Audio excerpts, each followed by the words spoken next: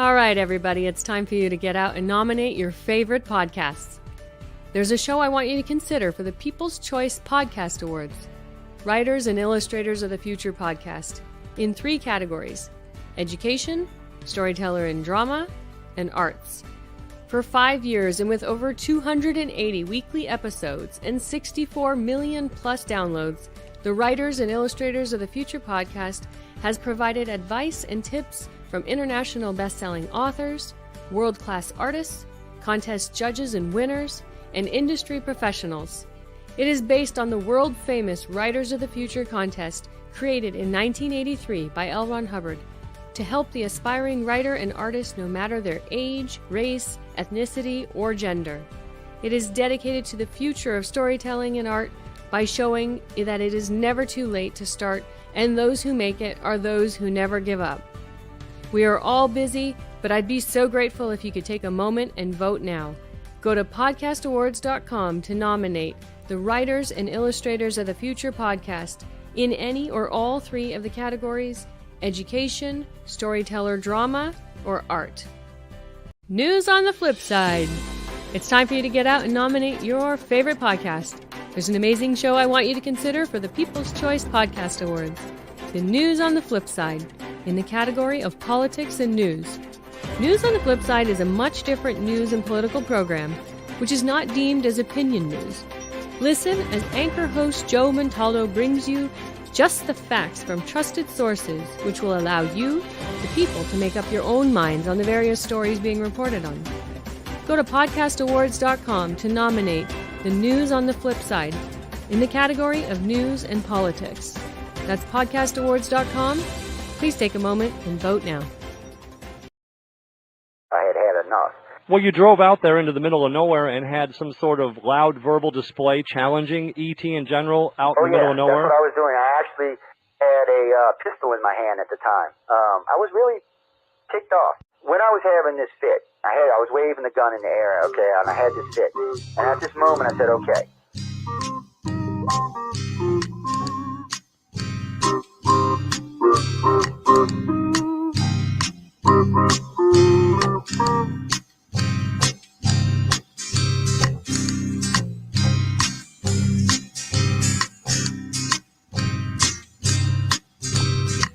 He was a Louisiana man named Montaldo. Folks around called him Six Gun Joe. Worked with ICAR, don't you know? Investigating UFOs. Out for a drive with a gal one night, they stopped to check out the reporting site. When an alien lit right there on the ground, he commenced to throwing his weight around. Now, old Six Gun didn't take too kindly to that kind of thing, especially without Vaseline or anything like that, Seriously. Well, Six Gun looked that critter right in the eye and said, "Any last wish before you die, yo?" Reached for his gun, quick as a twitch, and said, "Fill your claw, you son of a bitch." Now a legend spread across the land about this pistol-waving man. But if you're from space or from Earth below, you don't give no lip to Six Gun Joe.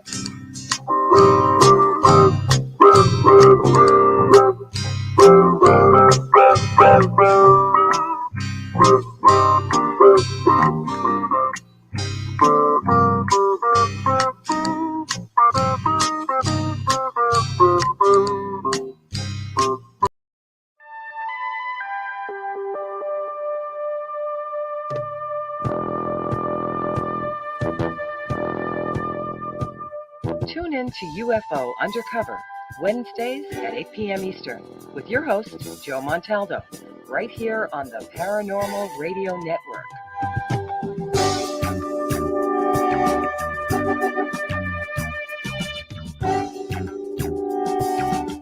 News on the flip side.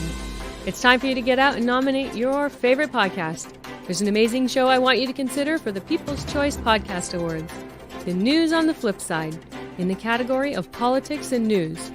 News on the Flip Side is a much different news and political program, which is not deemed as opinion news. Listen as anchor host Joe Montaldo brings you just the facts from trusted sources, which will allow you, the people, to make up your own minds on the various stories being reported on. Go to podcastawards.com to nominate the News on the Flip Side in the category of News and Politics. That's podcastawards.com. Please take a moment and vote now.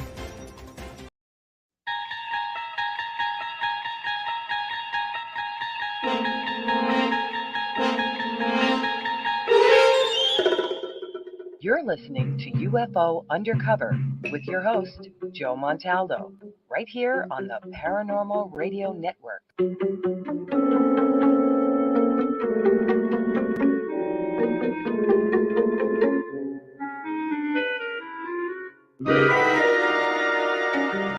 Welcome to UFO Undercover with your host, Joe Montaldo. Oh, well, welcome everyone to UFO Undercover. I hope everyone's having a great morning, great afternoon, great evening, wherever you are on our big, beautiful blue planet.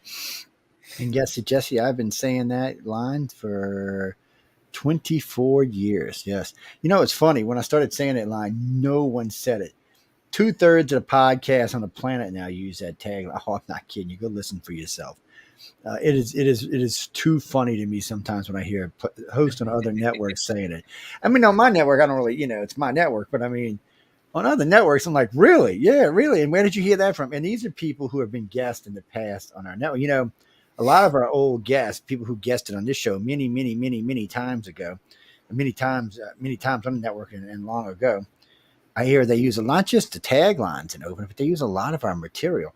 You'll hear them quoting stuff that I've said a million times as it's their own. It's infuriating sometimes. But, over the years, I've learned to just, roll with the punches. And then, of course, I'll debunk people who I think are completely garbage. It doesn't really bother me as much that they use our information, because in the beginning, it really was about just getting the information assimilated out to the public. It's really what the whole network was about originally. Now the network's about a lot of other things, but it still is about getting information out to the public that you can't get anywhere else. Ooh, excuse me, y'all. You're right. I mean, most of the information, at least for my research purposes, either came from a book or documentary, or from the very few people I cannot name who told me things they shouldn't have told me. And that's it. There's no other places to find this stuff. Yeah, it's when we first built iCar, we designed it to be one-stop shop. For everything. We made it so that you didn't have to go look things. And we do a lot of fact checking. And as we bring the iCar back into being again, well, it hasn't really gone anywhere, Bruce. It's just I retired. How can I say this politely? Been on hiatus. I force retired a lot of directors. Altogether, well, at one time we had 177 directors. I think we got down to like 14 now. And mostly because what happens is you burn out on the subject, and then you just kind of sitting there scratching your ass, and because you burnt out on the subject, it doesn't do us or them any good. So about 3 years ago, actually, I just started going through and a lot of these people are friends of mine, so I had to do this delicately, but I just basically said, okay, y'all aren't directors anymore.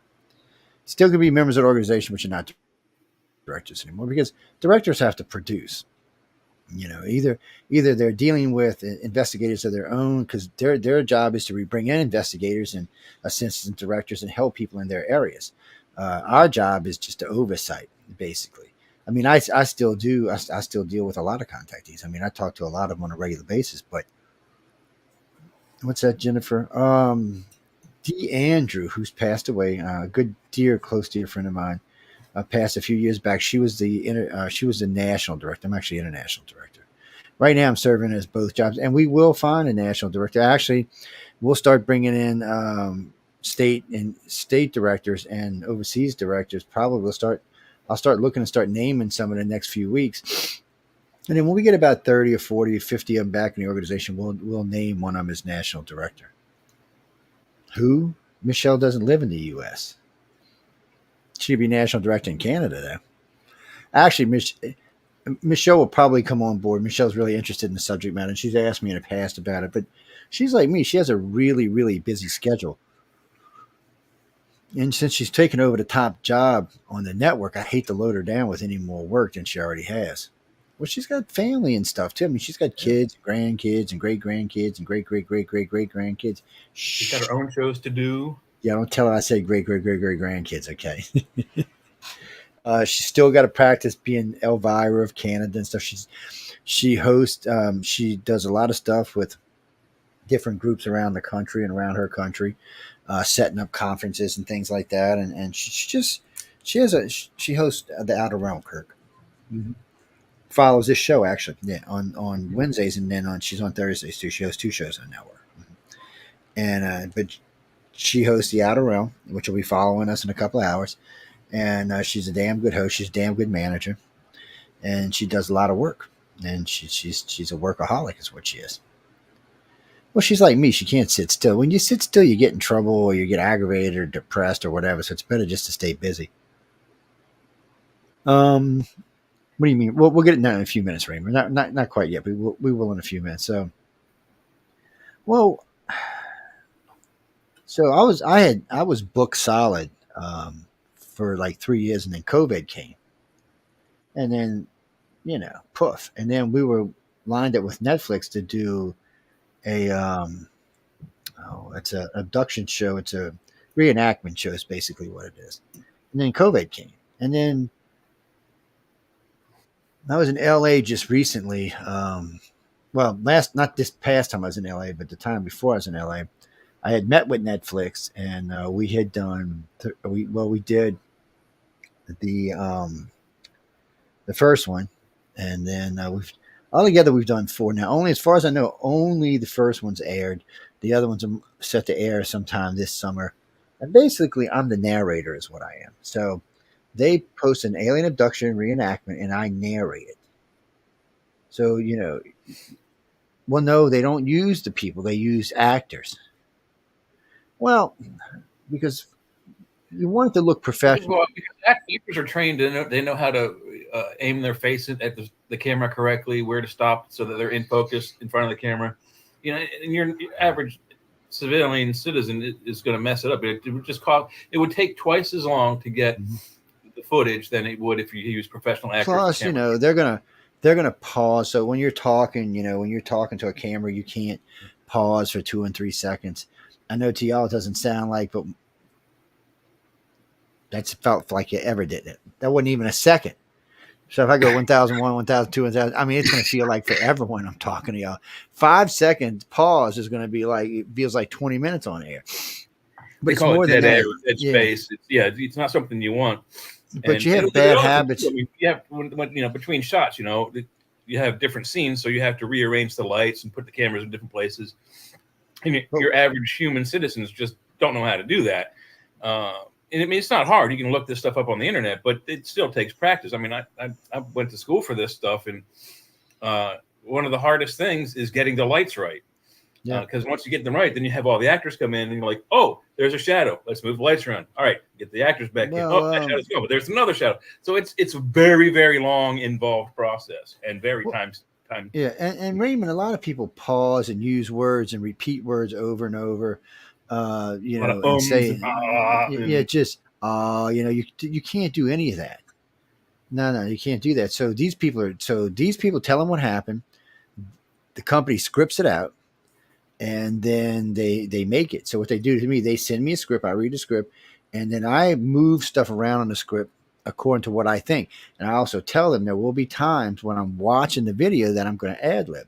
So in the first, and what do you call the pilot? In the pilot, several times I ad lib, which made it much better because, they're not researchers, so they're listening to these people's, listening to the people's experience and making it, but they don't really know what questions to ask or how they should be phrased or where it should be in a particular thing.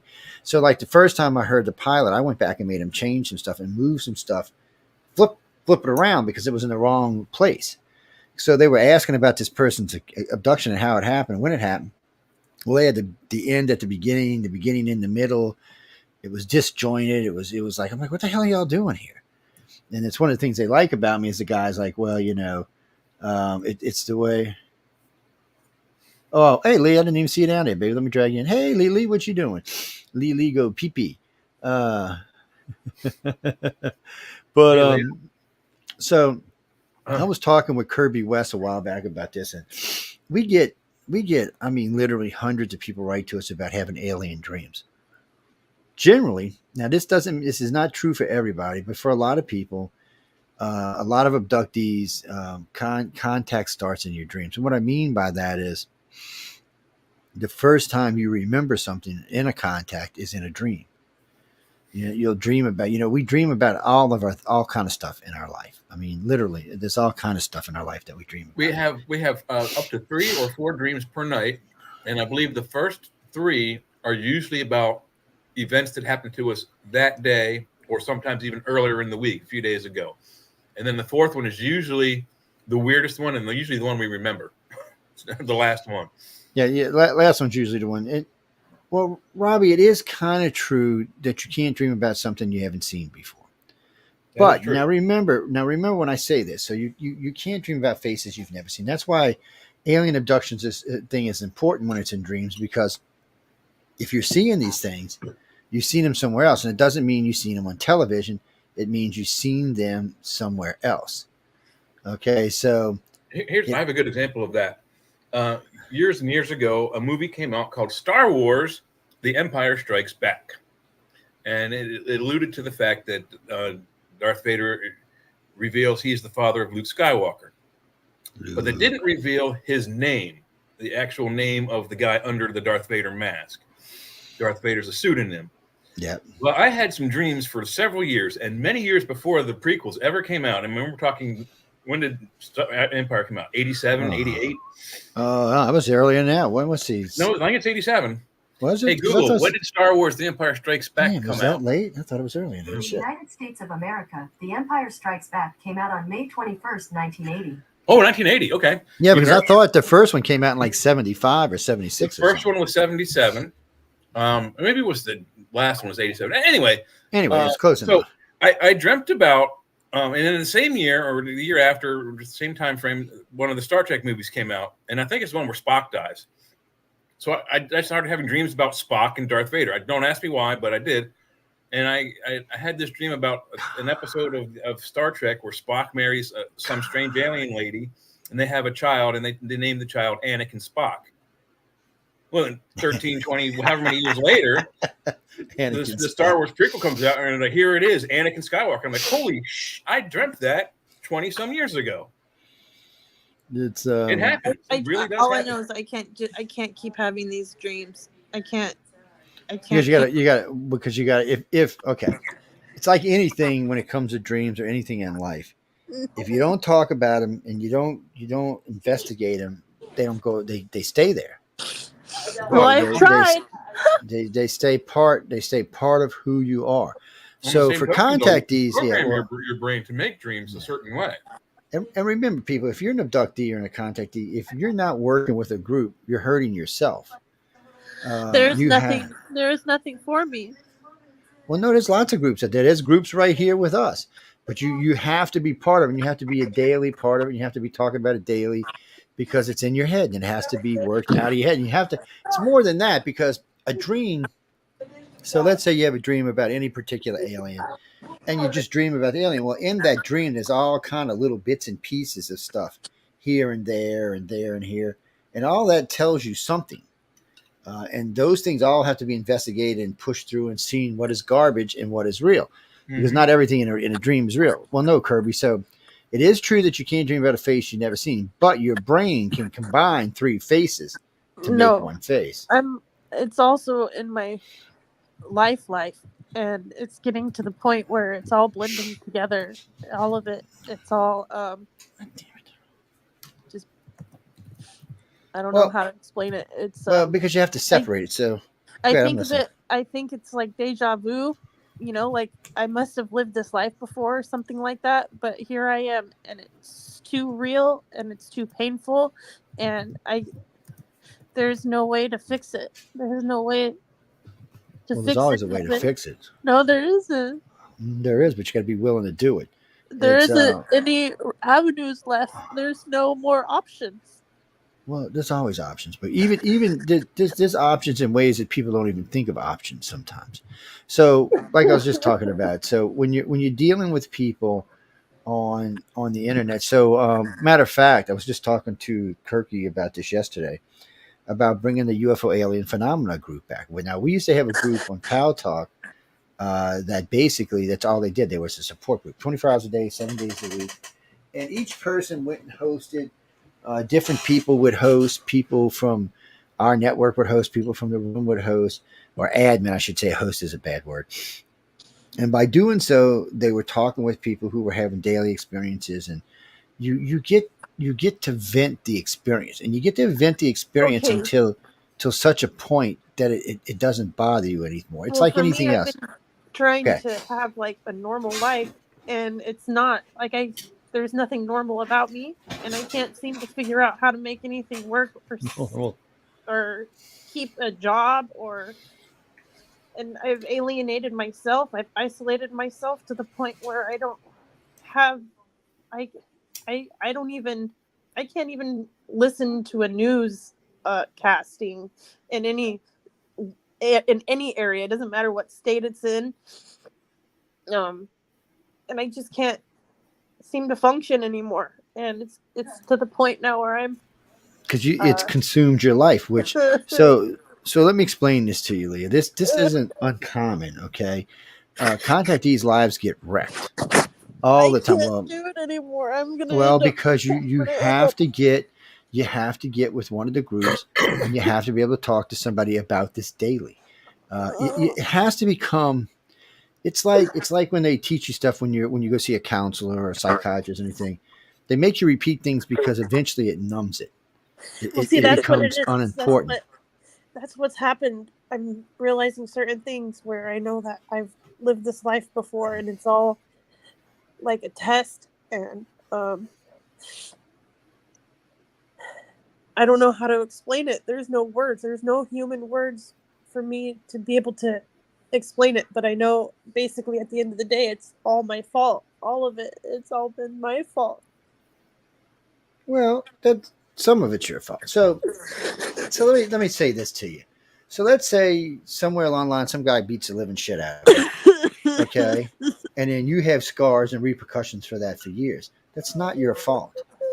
That's somebody else caused that, and you're trying to live through that. No, it's my fault for not being able to find the right avenues to heal properly. It's my fault for not actually. With it, you have to know about the avenues first. Yeah. Some of the stuff we're talking about here is not stuff that's readily available outside of particular groups. It's just not available there. Again, It's all Let's be little honest. things that I decided at the end. At the end of everything, I look back and I realize it's all because of me. It's all the decisions Of course I've it is. made. That's nothing, no, boo. Let me explain this to you. Contactees F up their lives until they come to terms with this, until they come to grips with this. They will screw up their lives on a daily basis. This is And not even uncommon. I mean, this is actually a serious thing, especially abductees, and which you would fall into the category of abductee, not a contactee, because you don't understand your context, so you can't be a contactee. You're an abductee just like anybody else, and they screw up their lives. They don't understand their empathic abilities. They don't understand their telepathic abilities.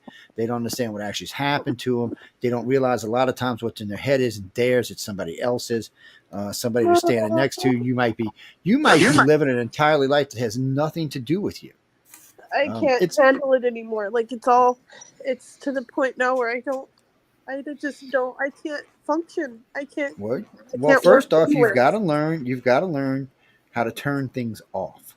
Well, it's a little too late, is what I'm It's trying never to say. too late. Most of the contactees we get are older than you, so you know And they that. probably aren't as. No, a lot of them are lone and They might be single. older. Some of them are on the verge They might of be older. suicide. They might be older, but they're not as close to the end of their life. Bullshit. Oh no, girl, you're not. I'm telling you, you don't have no idea.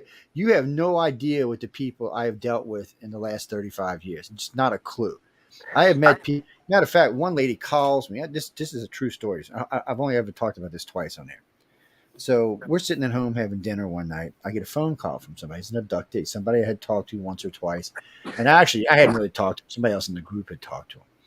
And I ran into him in one of the chat groups. And I was talking to him. I said, well, my personal phone number's up there in the top of the chat if you ever have a problem. And they had come to a point where they just couldn't take it anymore. They were done. It was over with. And I got the phone call. They were standing on the edge of the bridge, just about to go when I pulled up. Okay, I mean that's where they were. Well, And then after we taught them how to use those abilities to their advantage, how to first off block out empathic and telepathic waves, how to use those abilities to their advantage, and start to realize that they're not alone, that there are literally tens of thousands of people going through this. It changed it. And you say no, but I'm telling you, yeah. I mean, literally, what you're telling me, there are tens of thousands of people going through this. There's plenty of ways you can try to get around it, Leah. One way is now I've been looking at this since I was 11 years old. I'm 57. That's a long time. God, you're old, man. Jesus. Yeah, I know. But but throughout that whole time, I've been scared most of the time, especially the 70s. I mean, some of the stories coming out about just the grays alone was like enough to scare you out of your skin. Well, and I'm not. Like I said, throughout all those years, the Greys have been good. They've been bad, good, bad. Same with the reptilians and the insectoids. All the different alien races that allegedly interact with our planet currently. There's always been flip-flopping between good and evil. So if you change your perspective, my best answer for perspective on good and evil is I asked this one. He's passed away now. This one wizard. No, wait. Listen, you'll get to the point. I'll get to the point on this. It takes a while, but you'll see. So I asked the guy if there's such a thing as good spells versus evil spells, and he said there is no such thing. It's your perspective. And the best way he described it was he described two farmers. One farmer's crop is doing well and doesn't need too much more water. The other farmer's crop is doing poorly and is about to die and needs a lot of water. So if a big storm comes by, drowns the other farmer's crop and kills it, and brings the dying farmer's crop to life. Well, Listen. Let me get to the point. The one farmer, he sees that storm as being evil. The other farmer, whose crops were saved, sees that storm as being good. But the storm is neither good nor evil. It's just there. So if you change your perspective of how these experiences have affected you, instead of being scared, make yourself angry. I'm angry because I want to know why are they here. In me, I don't have any strength left in me. I've been.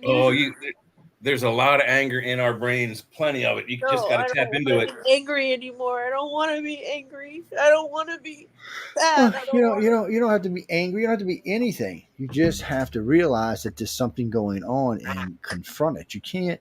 See, it's like anything in life. You can't let things stomp you in the head because eventually it's going to stomp you into the grave. It's all done. It's all done. No, it's not, Boo. That's what I'm trying to tell you. It's not.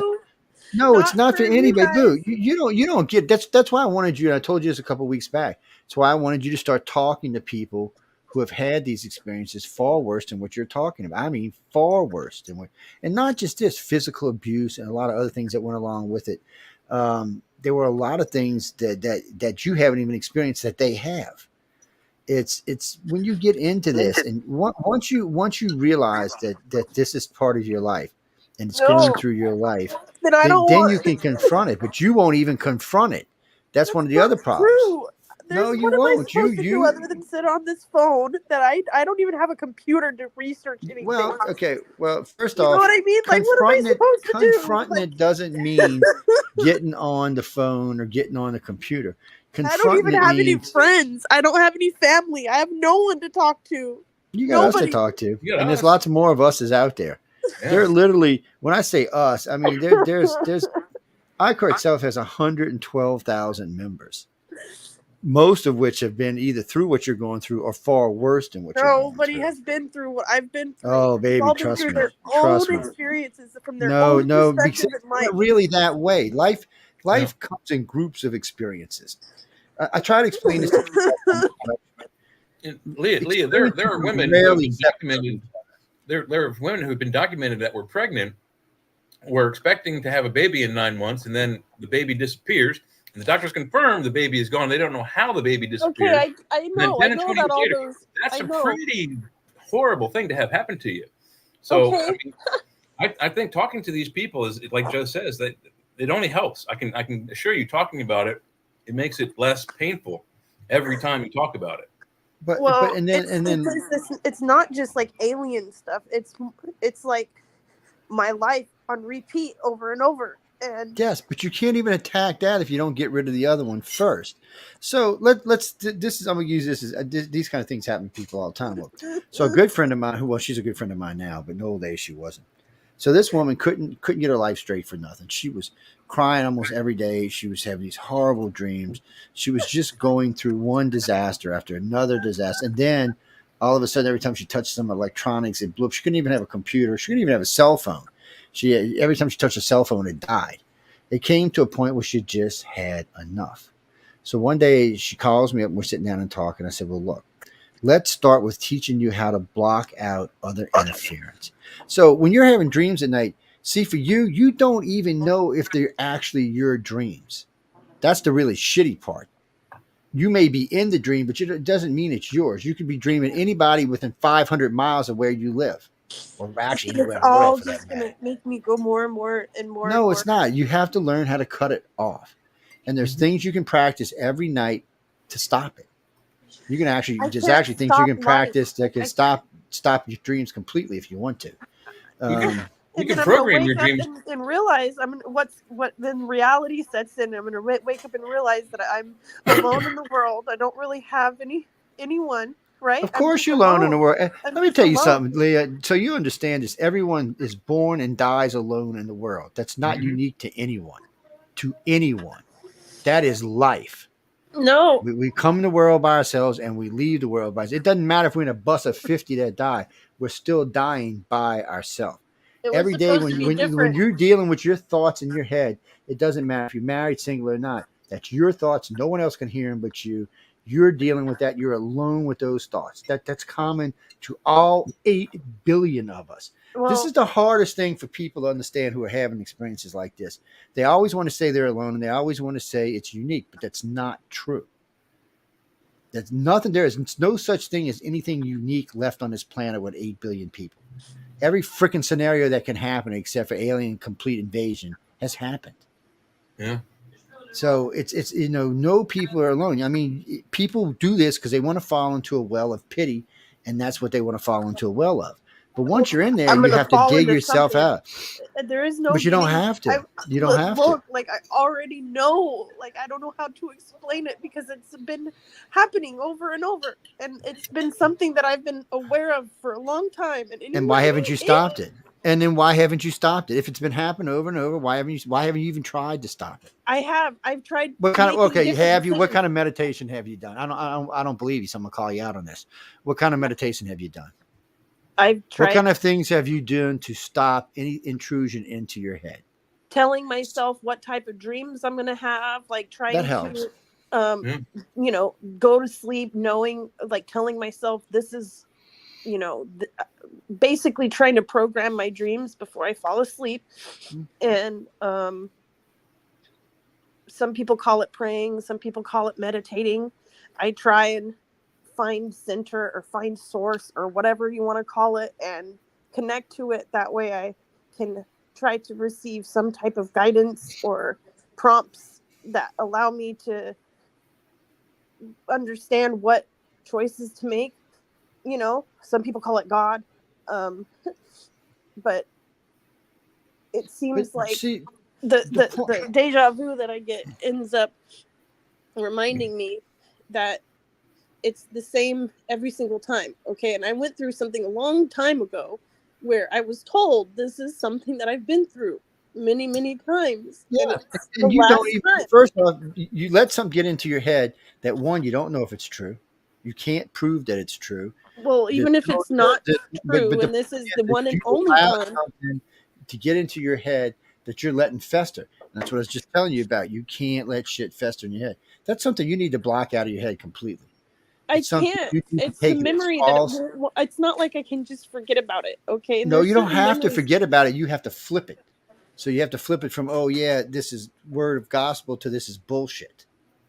Because right. And even if it was bullshit, I've tried living my life as though, okay, well, this is the only chance, the only life I got, right? This is the only, I have to make the right decisions, right? And I try new things to keep putting one foot in front of the other. take, for instance, the CDL thing. You know, out of the blue, I was just like, let's go get a CDL. Let's train to learn how to drive a truck. Crazy Well, woman. doesn't matter. I put myself in this situation and I'm walking up the steps to the classroom and I'm getting this feeling like I've been here before. I've had a dream of this place before. And I just continue along with it because it's still a new experience. Like the people that I meet, I've never met before. The conversations I have, I've never had before. Like the information I'm learning from the course, I've never learned before. So it's still new. And I'm moving forward in my life, right? And I'm still failing at it all. And so what I'm realizing is it doesn't matter if I've lived this life before. This is truly the only one that I'm in. Let And me ask you a question. I got a I'm random still question for failing you. at it. So, do you think Elon Musk has failed at his life? I don't know much about Elon Musk. I So really don't. I do. So Elon was nobody until he was almost 45, 47. His 48. brother was But- nobody. His brother was nobody till he was 51 and made his first $500 million. You don't understand. Things, first off, don't happen overnight. And life is different now, especially for the millennials and the Z Geners and the X Geners. It's different in the fact that you get to take longer to grow up. My generation didn't have that option. No. I moved out when I was 17 and joined the military. So I didn't have that option. And a lot of people didn't have that option. But today, it's different. It's a different world. Most men and women don't grow up till they're about 44, 45 years old. And that's when they start growing up. Well, I don't There have are the a energy. handful. There All are my- a handful of people that do it before then, but most of I them had don't. Most of too them much get energy depressed. exerted. I've exerted myself. This is what I'm learning. I've exerted myself too much. Like Then I've start drinking Red exhausted Bull. myself. Then start drinking Red Bull. There are lots of things out there that will help with exhaustion. There's no such thing as exhausting yourself. There's all kind of Myself- booze, alcohol, cigarettes. There's all kind of shit that will change that. No, So why would I if you want to give up, you consume give up. something- I'm just saying, if you give up, you give up. Because the reason for you is one of the reasons you're having the problem with the dreams as you was because you smoked pot for a long time and then you quit. Yep. Well, your brain is used to being shut off by smoking marijuana. Well, you're not giving it that option anymore. So you have to figure out a different way of doing it. And that doesn't just happen overnight. That takes time. Sometimes it'll take a couple of years. It's not something that when I quit cigarettes, it took me 2 years to get my brain to stop having these. They weren't horrible dreams. They were just weird dreams. Just randomly, just ignorant shit. I don't even know how to explain it. So something about building an identity, okay, or maintaining an identity has something to do with this physical world, right? People have their identities. Yeah. And what I'm personally going through is the shedding of that, where it's like I've lost everything. I've lost jobs, I've lost my son, I've lost my home, and I've had to start brand new with absolutely nothing. And I'm realizing, some people have to go to work and put a name tag on, and some people don't. Some people, there's so many different walks of life, but there's still always a hierarchy to it. There's always a boss, and that boss has a boss, and then that boss has a boss.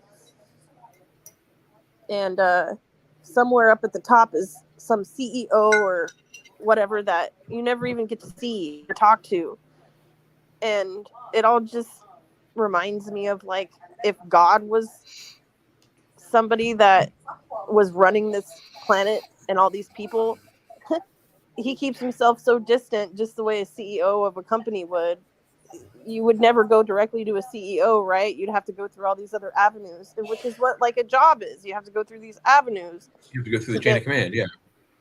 Right. And without that connection in life, without that human social engagement where you have coworkers and you have like a supervisor and you have this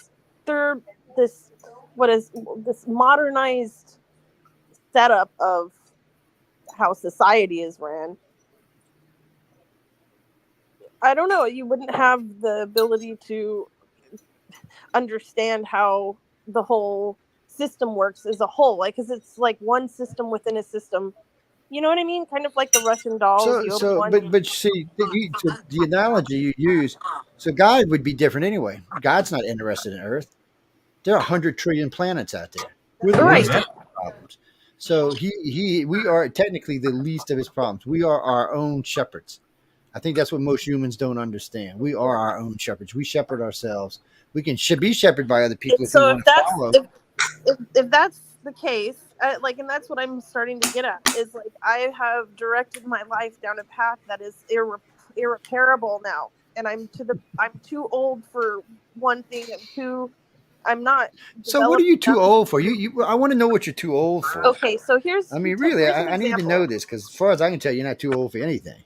Yeah, when you go in, when you have no solid job experience and you've worked at so many different places that you can't put them all down on a resume, right? You don't do that anyway. You never put more than 3 jobs down on a resume ever. Right, ever. But if they're gonna check my resume, they can't check. That's not something they can check. It's not. They're not they don't allowed even into bother. your Social Security. The only way they can find out where you work is through Social Security, and they can't tell them. It's illegal. So the only thing, whatever jobs you put down, is what they can go check those 3 jobs. That's not true because I've been applying to these trucking jobs, right? And one of the trucking companies got back to me and was like, "Well, did you used to work at the Black Cup? Did you work at, Chefini's?" Or, they brought up jobs that I never listed on any job application or resume, and they were pulling up everything everywhere where I worked. Well, so then you need to go get a lawyer. And so that's illegal, boo. That's not how it works. Trust me, I'm a boss of 2 different companies, and that ain't how it works. Right now, I could go into the database and look up Jay, and it's not going to give me the most you can find on anybody is the last 3 jobs. Anything further than that backdate. Matter of fact, most places don't even keep anything more than 5 years. Yep. Well, basically, I'm currently still employed, right? I can go to work tomorrow, technically, and continue along with this meaningless job that I'm never going to be able to have gainful employment. I'm never going to earn enough money to actually survive. It's going to keep me in the hole because unless I move back to where I want to be, I'm stuck in this situation where I can't afford even to like buy underwear, And so I'm in this weird situation where I have to find a really good paying job, and nobody's just going to hire someone off the streets for a really good paying job, especially around here where starting wages are at like $10 an hour, $12 an hour, $14 an hour. It's not enough. It's not a living wage, and the people that set those wages don't have to worry about it. They don't have to worry about it because they're making enough money for themselves and 3 other people. But they will in a couple of months. For example, I'm scrambling trying to figure out where can I work? Where can I just anywhere that's going to allow me to survive. And I go to McDonald's down the street, and I'm being interviewed by somebody half my age. Okay. Mm-hmm. And she couldn't answer any of the questions. She didn't know even the name of the position that I was applying for. It was called guest service or guest experience. So what are you, 38, right? Yeah. So I worked for McDonald's, right? When my son was younger. And you know how much money I made a year? Me. They didn't want to hire me either, but I ended up getting hired anyway. You know how much money I ended up making for McDonald's? That would be great. That's why I went there. $275,000 a year. Now, that's not what I started at. You know what I started at? And I was used to making big money when I lived in New Orleans, but up here on the coast. $7 an hour. Yeah, that's where they started me. $9 an hour is what they started at me. And within a year, I was making $275,000 because they're just like any other company. They need good people. And if you get into a company and you're busting your ass and you're doing the job and you're doing it better than everybody else, they promote. Because they need them. Because, companies like these flip a lot of people. I'm just so they're looking for the ones who want to stay. Anywhere. Good enough for what? It's an easy job. You don't have to be good. You just have to pay attention. It's not so much about being good. It's about learning. Okay, so I just failed this trucking thing, Trucking's not easy, boo. Yeah. It's funny. I was going to send you this video, but it wouldn't let me send it. They were showing me this blind girl today who just finally got her trucker's license and is driving. She was talking about how hard it was and how many times she had to go back and take the course. She said at first she failed because she couldn't unhook the airlines. She just couldn't get them unhooked. She wasn't strong enough. And then she figured out a way to do that. And then she failed because she couldn't figure out how to back a damn truck up right. This woman failed like 7 times. Now So that's why I was going to just- post you the video, because now she's making $2,800 a week driving around. And Right. Good for her. I'm never going to be able to find that. I know it. It's that's what she said. She's saying exactly what you're saying, but yet she did it. It's I not. already was You hired only by fail this if you company. want to fail. I mean, No, that's life. I mean, it's not like I wanted to fail. I didn't want to fail. That's not true. Yeah, it They is. set It's me in up your for head. You tell failure. me on a daily basis that you don't think you can do something. That's wanting to fail. I never think I can't do something. I think I can do everything, whether I can or not. I still think I can do it, and I will try to do it. so Sometimes let I me get really explain good the and get scenario. lucky and fix it, and sometimes I don't.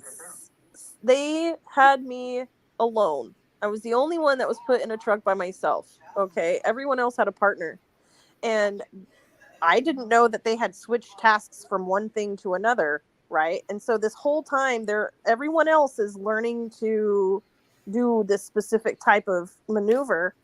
I was still doing the first one that I was told to do, and none of the instructors ever came up to tell me to change tasks. Okay, so apparently it's my fault, because I should have looked over and seen that everyone else was doing something else, but I didn't know that's what they were doing. I had no idea. I thought they were still on the same task I was. And so they said I was falling too far behind, and then today, I should have read the paper better, or whatever the case is. I messed up. I didn't do it thoroughly enough. Yeah, rookies fuck up all the time. That's life. I've seen grown ass, big ass men screw up driving a truck, so don't feel bad. And I've seen many men fail. Leah, I got a good story for you, Leah. I was working at this place called the Great Indoors. It's now closed. It's like a high-end home improvement store for Sears. But anyway, this truck driver, he was trying to back into our parking lot. And our parking lot was kind of messed up. He had to like back in it like a Z shape. But after about a half an hour, he came back up to the dock and he's like, I can't get in here. Can you back this up for me? I was like, well, I do have the skill to do it, but I don't have a CDL license, so I can't. So you're going to have to do it. He's like, but I can't do it. And I was like, dude, look, they don't pay just to go forward. I got to do stuff. Back your truck up so I can unload it or go away. I'm not standing here for another half an hour. And you know what happened? That swift kick in his ass, he went back there, and one try after he went back to his car, he got it plugged but see, up. some people You just got to get back up and do it again. They gave me a chance, right? They're like, look, we'll give you another chance to go get it right. And so I go out there and I do the same thing I messed up on the first time. And instead of being like, all right, you messed up, that was your chance, he continued for hours, making me do the same thing over and over and over and over again, even though he knew, okay, well, that was her last chance and we're going to send her home. It was like insult to injury, knowing that for hours and hours, I was just doing something for what? For humiliation? No, to see if you could figure it out. It's not about humiliation, because but repetition I did. is how I you actually learn. did, and they still sent me home. Well, what, permanently? I mean, yeah, no, permanently. I'm done. So repetition is the only way you learn anything. That's why school teachers make you write shit 5,000 times. That's how people learn. Which is one of the reasons I feel like this world. Okay, remember if I asked you back in the day, like, am I in hell? Is this hell? Is that why I've been getting all these warnings that this is the last time? And I'm so afraid of failing all the time because I'm going to end up alone on, my own personal hell, like my own version of it. And if death isn't real, I could go jump off a bridge, or I can like electrocute myself or something, but I'm just going to wake up in another life, right? Like, or it's going to be even worse than this one. So what's the difference? What's the difference between a repetitive life that you're failing over and over and over in and hell? Because sooner or later in repetitive life, you figure it out. In hell, you can't. You're stuck. Yeah, hell, you're stuck. That's the difference, and that's the whole goal to life. Like, no matter where I'm at or where I go, I just don't know how to get out. I don't know how to fix and it's hard to get out. I'm gonna tell you. When I was 27, 28, I was getting tired of working people. I was getting tired of not making any money. We just had a new baby come in. Couldn't afford the damn kid. Couldn't afford the hospital. But couldn't afford a lot of things. And I was tired. And I wasn't even making that bad of money. I was doing construction. And still, because of the way things were on the planet, it was just, it got to the point where I just wanted to quit and just sit on my ass and do absolutely nothing. That's really what I wanted to do. Yeah, I've been there too. And then you know what I did one day? I made some flyers. I made one flyer and I went down. I think it was Nico's or whatever they call themselves back in the day. Yeah. And I think I had $50. I didn't even have that. I had like $10, and I printed off. I think it was 500 flyers.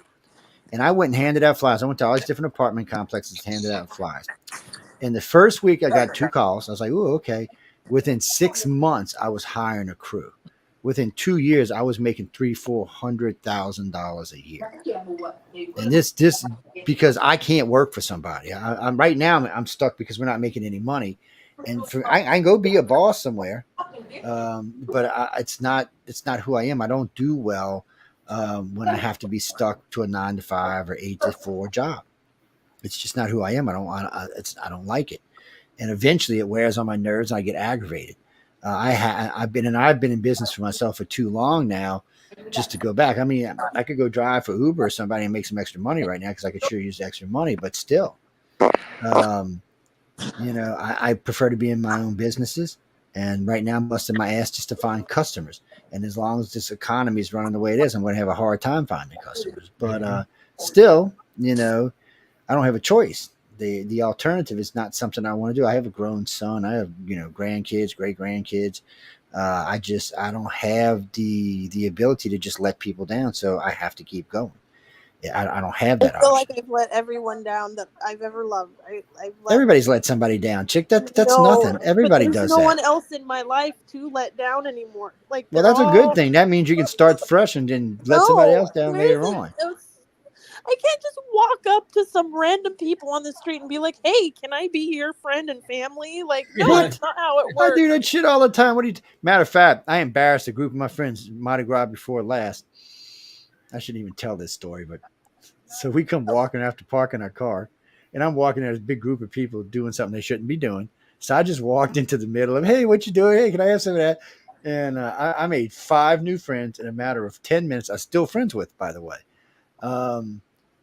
But you're not in the Quad Cities where. No, I'm living in New Orleans, which is worse. No, it happens worldwide. Listen, I was in college when I went down to the Savannah College of Art and Design after my orientation. They had this big meeting with us, and they said, "Don't go walking around the town at night by yourself. If you do, go with friends." And they didn't say 2 or 3; they said 4, 5, 6 people. Right? The city was dangerous. That's what they said. So I was bored as hell. I had like a little bit of weed, but nothing to smoke it with. So I put the weed in my pocket and I went walking down through the city, and it was like 11 o'clock at night. I think I actually walked over to the beer store across from my house and got a single and was drinking that. I finished it and I turned the corner and went down an alleyway, and here comes a gentleman down the other end of the alleyway. I'm like, "Oh, here it is. I'm dead." We get a little closer. He's black. I'm white. And we just started talking, and he's like, I forget how it brought up, but he's like, "Hey, I got this rolling paper and I'm looking for something to smoke it with." I'm like, "Dude, I got weed." He's like, "What?" And we smoked a joint together in the back of this alley at midnight in Savannah, Georgia. I never saw the guy again, but I'm sure we would be friends forever if we did. And then while we were talking, he said, "I turned down this alley and I saw you, and I saw you were white." And I was like, "Oh God, here it comes. I'm dead." And I'm like, "Dude, that's what I saw when I turned the corner." I was like, "Oh fuck, I'm dead," because that's what the school orientation programmed me for. And instead, I bumped into a complete stranger, presented him with a little handful of weed, and he rolled up a joint, and we smoked weed in the back of an alley at midnight. And we made friends. And then we parted ways and went wherever we went. I don't even remember what I did after that. It's just, you have to be outgoing in this world. It's just one of those things. It's hard on people, especially contactees and abductees. These abductees have been abused physically and mentally in their head. So it makes it harder to just, and you're a little scary anyway because of other things that's happening in your life. So it's hard to just walk out into the world and meet people. Yeah. But I do it all the time. Even today, I do it all the time.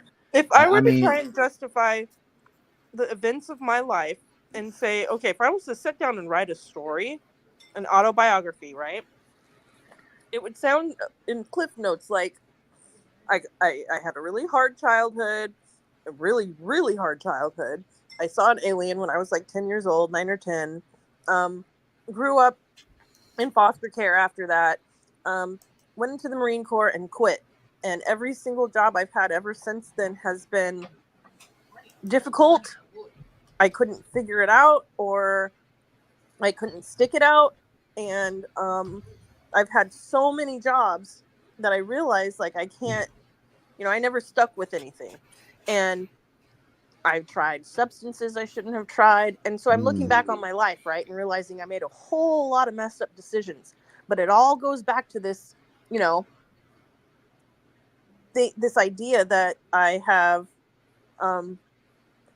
lived this life before, and this was my only chance to really get it right.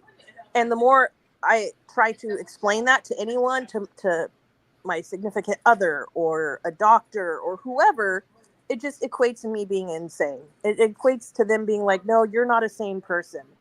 And so I'm taking that in with all of my memories, and I'm realizing it's leading me down this path where I could have possibly been warned as a child, or like, these dreams that I have are, like you say, they're warnings. And I'm still heading down this path where it doesn't matter what I do or where I go. I'm just going to eventually continue making the wrong decisions because I don't know how else to live. Apparently, maybe I'm a bad seed. I don't know. And I'm going to end up completely alone in the world. Like, if it takes money to survive, I don't have it. I don't have money. I don't have the ability to just go get a job. I've tried over and over and over again. And so I'm tapped out completely. And so I think about what my future holds, and it's fear. It's the fear that I'm not going to make it on my own. I had the opportunity, right? And it all led up to this one point where it was like everything was going swimmingly. I was with the love of my life. We had an arrangement with my son and his dad, and then it all started going downhill.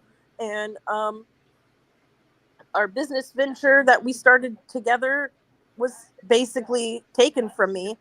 And the whole situation has affected not just my life, but his, my son's, and everyone else's involved. And so it feels like I'm down a dark path that I don't know how to, I'm too far down it to turn around and be like, okay, this is where I can turn around and make it all better. And I've been given warnings after warnings and chances after chances after chances, and it doesn't. What else is there for me? I can't even listen to the radio. I can't listen to TV stations. I can't read books anymore. I can't do any of it. I can't integrate into society. And so what's really out there for somebody that can't be a part of society other than like wandering the streets as a vagabond or, a crazy person? First off, the majority of people are not active members of society. I don't know where you got that bullshit from, but that's not even true. Most people don't even go out that often, especially like the new generations. They don't do shit. I don't even mean society. I mean, I mean they don't. Like having so friends and they family. get locked into a thing. That's what I'm trying to explain to you. People today will get locked into something and they can't let it go. So then they get stuck. They don't care about their friends. They don't care about their friends. Even if they got it, they don't care. They're moving through life on whatever this thing is in front of their face, and that's what they're doing. That's what you're doing. I've told you before, you are stuck, and you've got to let there's a lot of things in your life you have to let go. But I've tried moving on. I've tried doing something new. I've tried moving on is not what I mean. I mean letting go. So in life, sometimes things are presented to you and you have a hard time. It could be anything. It could be love. It could be hate. It could be drugs. It could be a lot of things. But let me ask you this. How long did you smoke weed for? 20 I years? started 15 years? Okay, 17 years.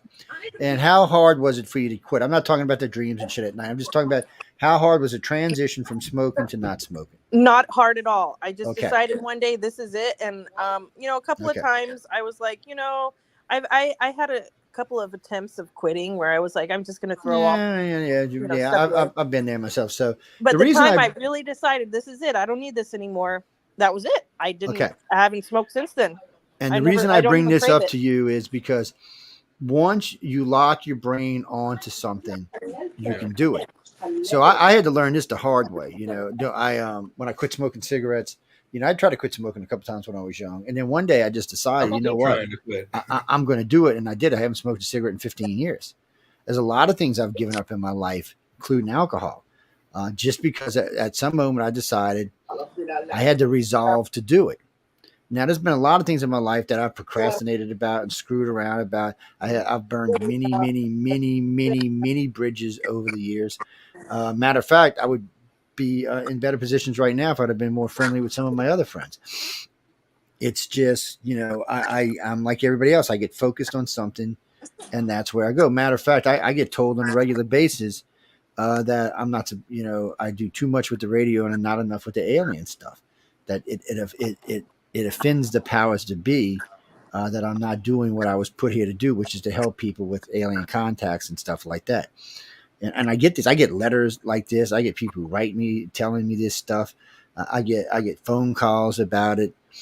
And when I finally get back to that point, which I was, say, 25 years ago, 24 years ago, when I get back to that point, maybe my life will straighten back out again.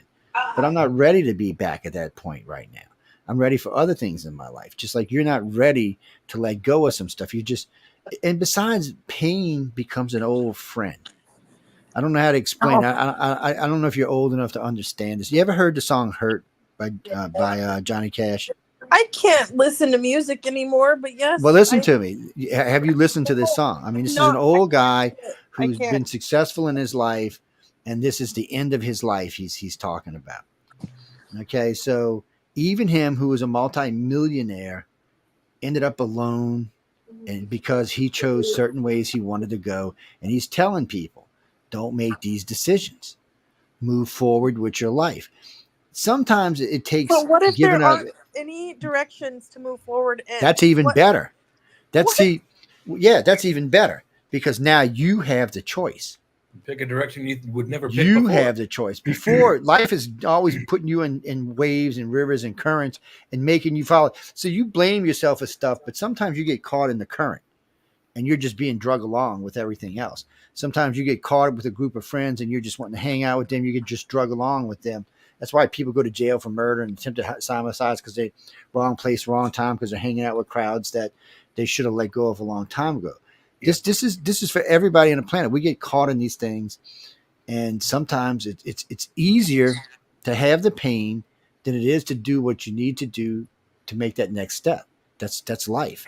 It sucks. I'm not lying to you, because right now I should be just opening up a new business to make my life easier, or charging everybody on my radio station $500 a month so I don't have to worry about money.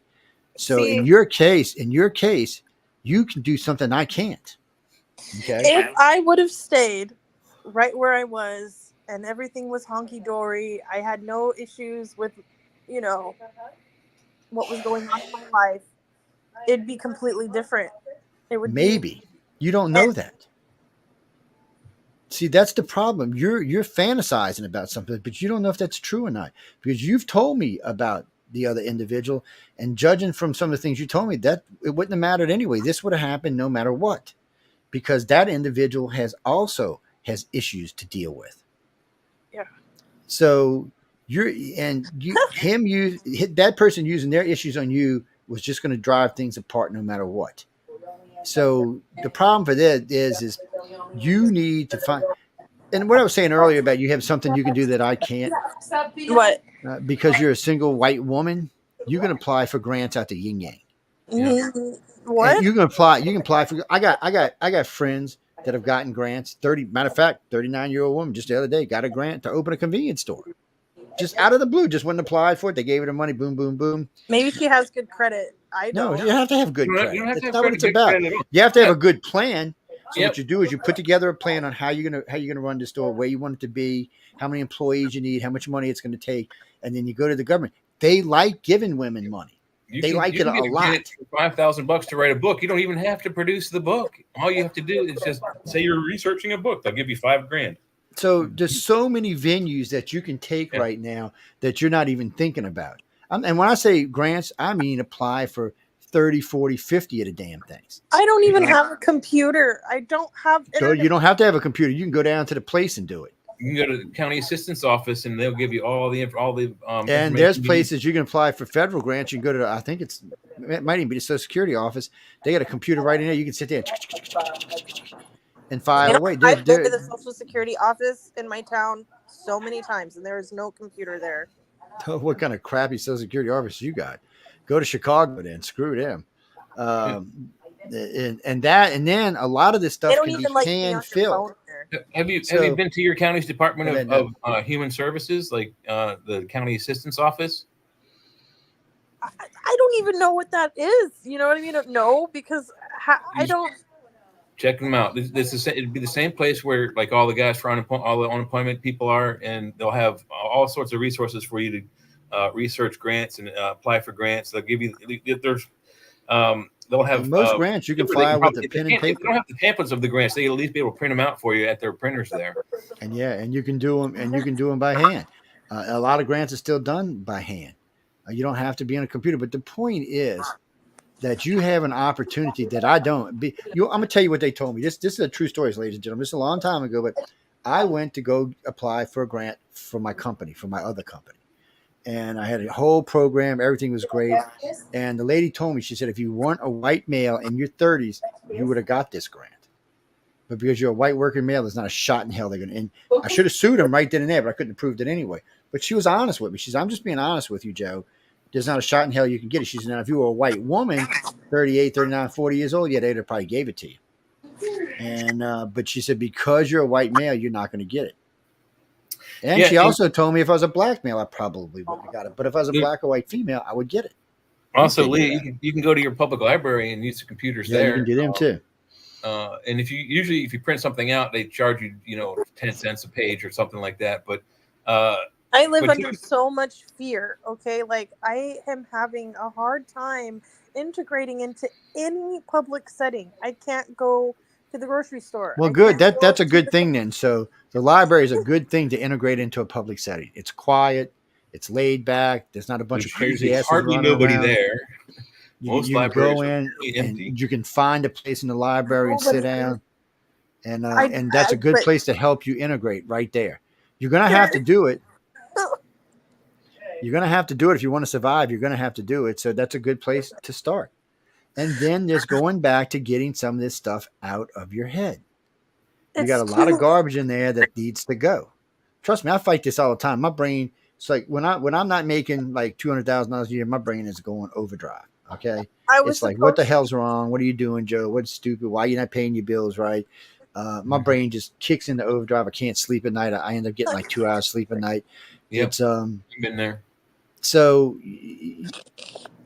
there's a point where some of this stuff you have to get it. However, you know how I get it out. I do this. This is how I get it out. I just blow off steam, especially on news on the flip side. Like this Friday, since we got all this assassination stuff to talk about and all this other crazy shit, and the president having COVID and Kamala polling at 17% below, we got a lot to talk about, and it allows me to get. Even this show allows me to get somewhat frustrated and really get stuff out. But if you can identify what the base is, okay, so there's something in your life or something in your head that's the base to all of this. There's something that allowed this to kick off, something that scared you or drove you to a point that it allowed you to make this decision. So abductees have shitty lives. Okay, it's rare that I meet an abductee that has a good life. When I went to jail. Okay, so basically, the man on the mountain told me that it was thousands of years that this has been going on. I'm gonna go find this man on the mountain and bitch slap this boy. but it wasn't just him. It was something, I don't know how to explain it. It was like I remembered, okay? And I remembered being there over and over and over, and the deja vu was leading to something. Well, I don't know how to explain it, but he was answering questions that I barely could even finish asking, like, how many times is this, and somewhere between 25 and 30 at that point. So here I am, 15 years later, and my life has continued on in a way, and it's very real, and I've affected other people's lives, and I've continued on, and it's disappearing in front of me, okay? And that's, I guess, my fears playing out in real time. And I don't know how to explain it. I really don't. I don't know. It's So it doesn't really matter. You still have to go back. Even a psychiatrist will tell you this.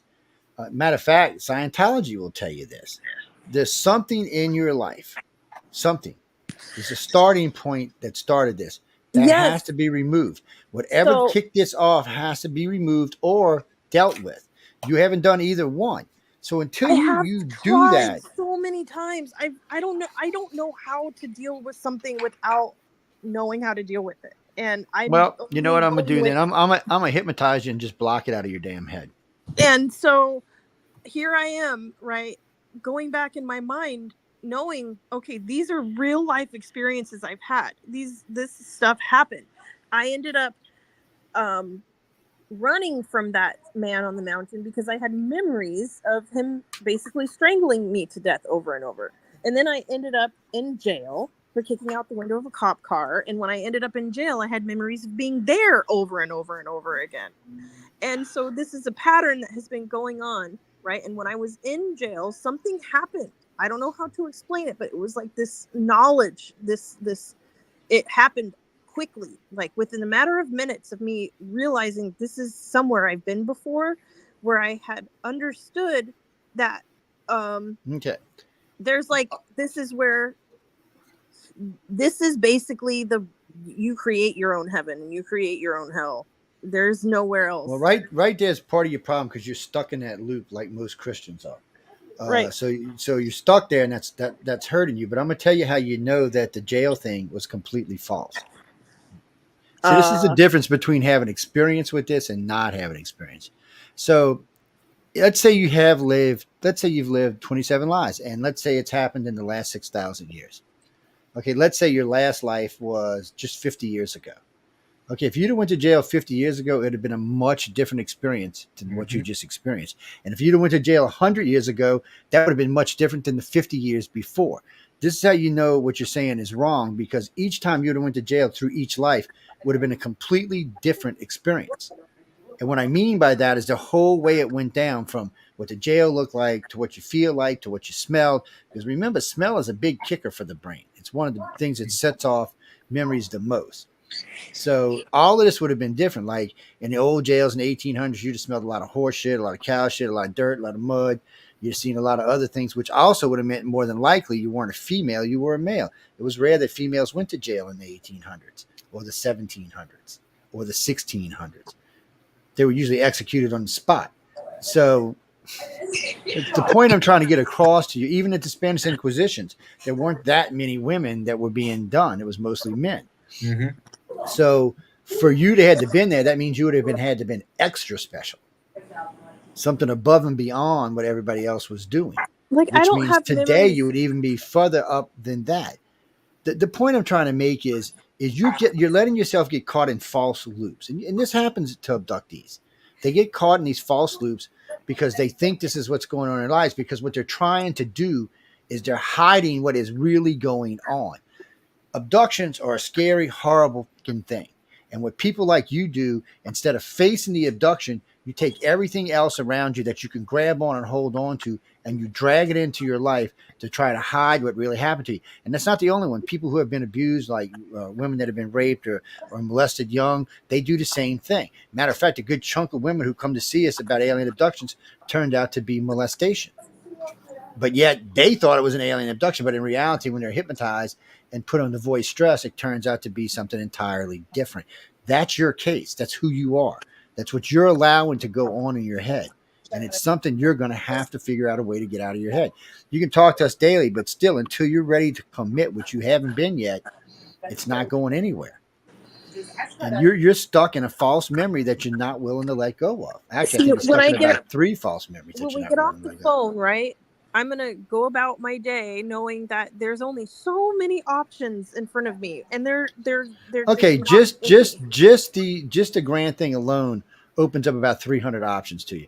And Jay's right. Almost all local libraries any size have computers you can use in them. Matter of fact, before I ever owned a computer, that's where I used to go use it at, was at the library.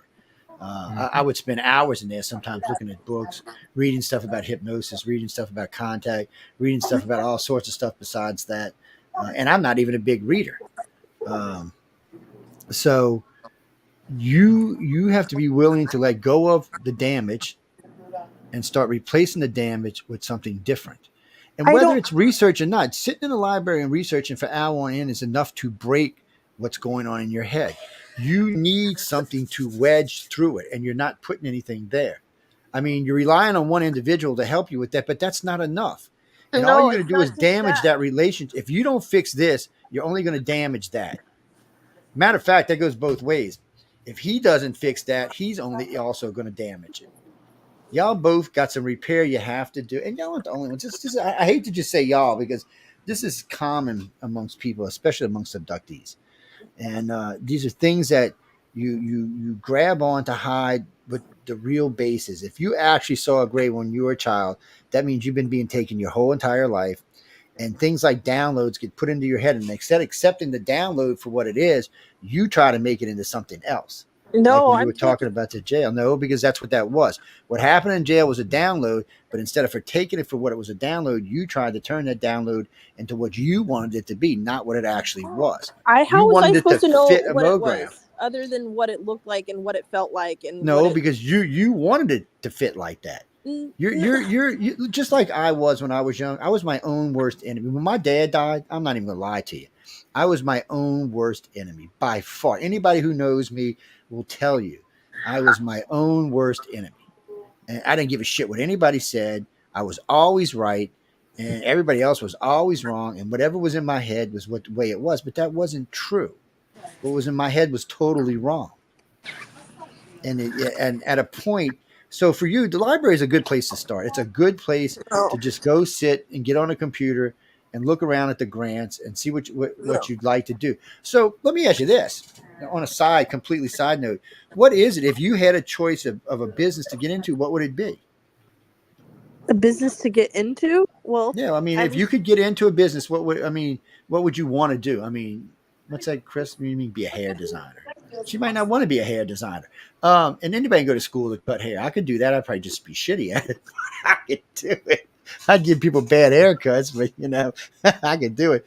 But anyway, regardless, Leah, see that right there is a question you need to go through. You need to put this in your brain for the next couple of weeks. Let this start to remove some of that other shit in your head. Let the thought of what kind of business can I get into, or what would I like to do.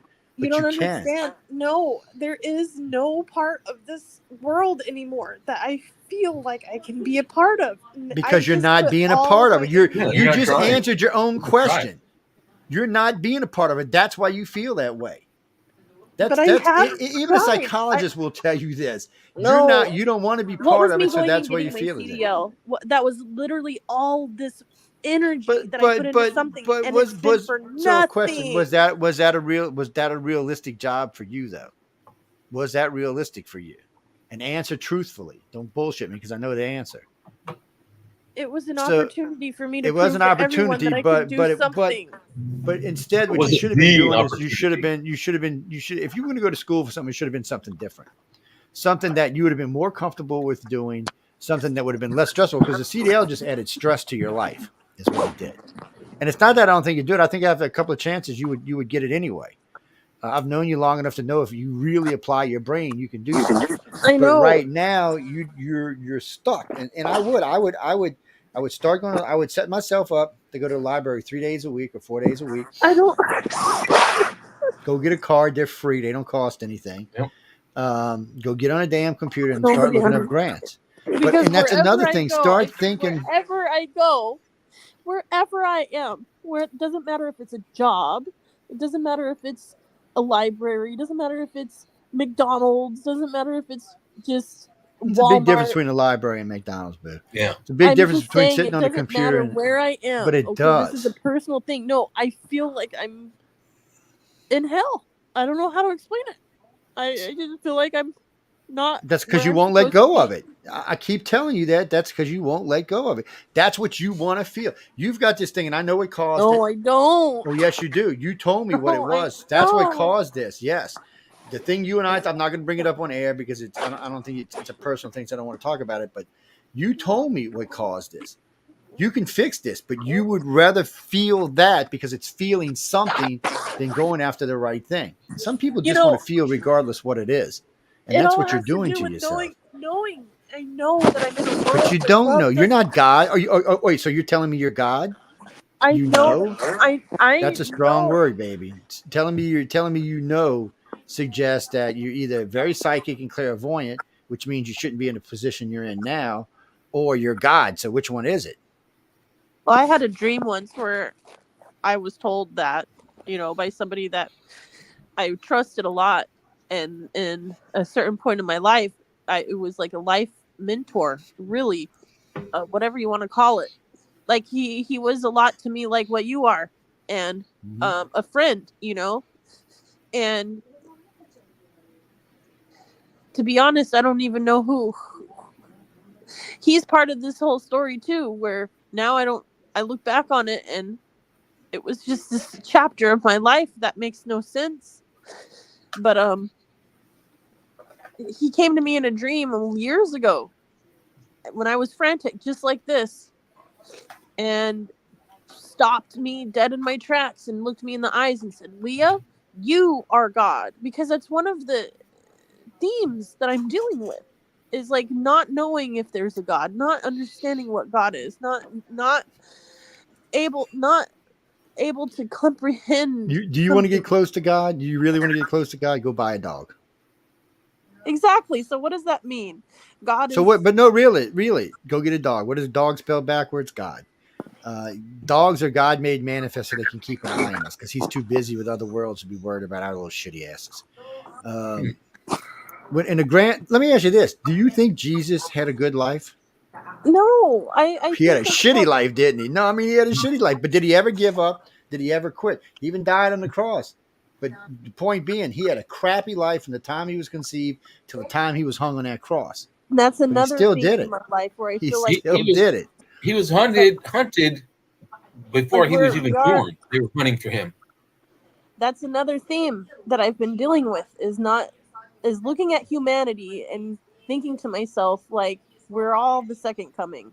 We are the second coming. There's And not going to be a second coming. I know, because we all are. No, there is no second coming. Remember, you can believe whatever you want to believe when it comes to religion. So just so you people out there know this, the Old Testament was the one that was inspired by God. The New Testament was written by man for the control of man.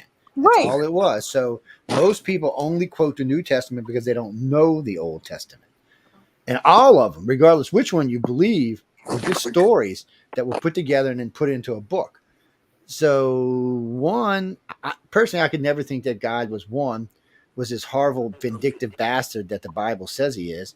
Two, that he didn't like women. I mean, there's just issues with the whole thing. Plus, we know in the New Testament there's 27 chapters left out, 28. I don't know, there's a bunch. Well, yeah, including the Mary Magdalene. Unedited was like 84 chapters, and the current King James is like 62 chapters. Yeah, they're just so. So when you get into all of this, this is life. There's things left out of your life. There's pieces of the puzzle that you're not putting in there. So you need something that's going to divert some of this energy and some of this thought and some of this hate and some of this sadness. And the library and focusing on a new business, a new way of life is a good way to start that. It'll also help you to deal with who, because y'all got issues y'all got to both deal with so you don't have fights. I know that I cannot do it on my own. Okay, I know I can't. If that makes me okay. So listen to this. You don't have to do this on your own. So this is where you're screwing up. So first off, talking about getting grants, you go to the library, you look it up, you find out the grant, you apply for it. If you get the grant, that allows you to do what? It allows you to bring in people to do what? Help you.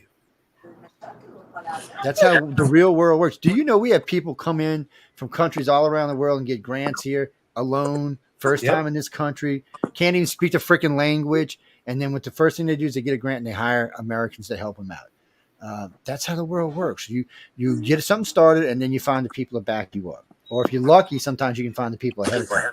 That was already done, and it wasn't. No, what's it got to do with already done? It was. Do you know how many? It doesn't matter if it's already been done. That's not an excuse not to do something else. The people here wouldn't give me grants. They wouldn't, because all the people that give out grants, It's not them. No. That ain't how this works. The federal government gives out grants. These are federal grants. These are federal loans and they got loans and grants. And you definitely the money that they have for these grants has to be given out every year. They can't have this money left over, or they get less money budgeted if they do. Yeah. So if the federal government was to find out a local was trying to interfere, they would put them in prison. Understands. That is you don't understand. That's the problem. You want to blame it on everybody else when this is you. No, I have to do this. You don't want to go to the library, but you need to. You need to spend some time there. You need to give your brain something else to focus on besides dead air, and that's what you're doing right now. You're just letting your brain focus on dead air. It's just dead air floating around in your head, and you're just letting it go, and you're not putting anything in its place. The brain needs food. I'm trying to work. I'm trying to find a job. Work is just work. Work is just everybody's got to work. That's not what I'm talking about. This is things to feed your brain, and work doesn't feed your brain. Work just strains your brain. You need things to feed. You know. One of the ways I feed my brain. I can't do it right now because I don't have the time. But usually, I will get in my car. And I will drive sometimes 16 hours just so I can see something new. And the problem for me is I've driven so many places around where I live now. I have to drive at least 16 hours to see something. I'm in too much pain. It's and even with that, see you don't even have to go that far because there's other places around you that are worth seeing. But you don't really even need to do that right now. You need to put yourself in a place where you can look at stuff that one is not depressing, two that may actually have benefits for you, and looking at businesses. First thing I would do is I would sit down. If I wasn't a guy, I'd be doing it right now. So the first thing I would do is I would sit down and I would look at a bunch of different businesses that I think that I would like to do. So this is the difference between owning a business and enjoying a business. The reason I got into construction was because I like to see the completion of a job. The reason I got into radio was because I just got a big mouth. No, that's not the reason. It's but I got into contracting because I enjoy seeing a finished product. It's what I like to do, and I worked my ass off until I could get to where I was. And if it wouldn't have been for stupid Joe Biden, I'd still be making a couple $100,000 a year. So I'm too far gone. You're not too far gone. I'm 22, 23 years older than you, and I'm doing it right now. So you're not too far gone. That's just an excuse. You want excuses because you don't want to do it. You don't want to do it. No, you don't want to do it. That's what the problem is here. You gotta want to do it. I just told you a dozen things you could do, and you keep telling me there's nothing. So all that tells me is you need just to come don't want to and see do this it. place where I live. You need to see it with your own eyes. Screw your place. So if they don't have a decent library there, get your car and drive the 3 hours to Chicago and go to one of the greatest libraries on the planet. Get shot, right? Go get shot in Chicago. You're not gonna get shot in Chicago. You're a white girl. Don't go to Chicago. Go to another city then if your library doesn't have what you need. But most cities with more than 100,000 people in them usually have good libraries. I mean, New Orleans has only got 350,000. It's got 3 of the best libraries on the planet. And remember this: you don't even have to go to a public library. If you got a good college nearby, they have great libraries, and they let you use those too. So I like Tulane University. I'll go in Tulane, or we'll go. There's a lot of colleges down here that have great libraries. It's a Beautiful culmination of not just other people's decisions, but my own decisions and the attitudes and behaviors that I've exhibited. So you're just telling me you're letting other people dictate your life? No, I've been going along with my life, and there was a moment in time, like a wrinkle in time, where it was good. Okay, and everything was gonna be okay. I could have rode that wave, but no, you couldn't have. You keep saying that, but that's a lie. Stop lying to yourself. You know as well as I do, just from conversations we've had and y'all have had, that that's not true. That was going to happen no matter what. That was not an option for you long term. Maybe short term, but not long term. Why is it that I have dreams of being homeless? Why, if we only dream of things that we've already seen? I have dreams of being homeless. We also have dreams about things that we are afraid that might happen. Yeah, of fears. You dream about your fears. You only dream about faces because it's only faces you can see, but you dream about fears. That's what dreaming's about. I keep having dreams about my son dying. And when you told me that if I were to, Lee, that's absolutely normal. I had dreams all the way until my parents actually did die. I had dreams about how I would react in my dreams if my parents were to die, and I had those for years. And then they actually did die, and I didn't react the way I dreamed I would react. Well, Trump just called and he said he's been listening to the show and he said, fight, fight, fight. Mm-hmm. Go, Mr. Trump. I didn't know you listened to UFO Undercover. All right, brother. I like you right off the bat. No, I'm being serious. He just called in. That's what he just said. And, it's funny. Elon Musk joined my account today. I'm like, yeah, probably some freaking freako is what it is. What's that, Jackie? So Jackie's saying that at 36, she was completely suicidal and she was actually homeless. She was living under a bridge in a tent. And well, listen, let me finish what she said. She said she was completely homeless, living in a tent. You're already better off than she is. That's what she's saying. You're already in a better spot. So she started going. She finally found a place where she could get cleaned up and take a shower. And she just kept walking around until she found a place. She ended up in a what was it, Boo? A mission.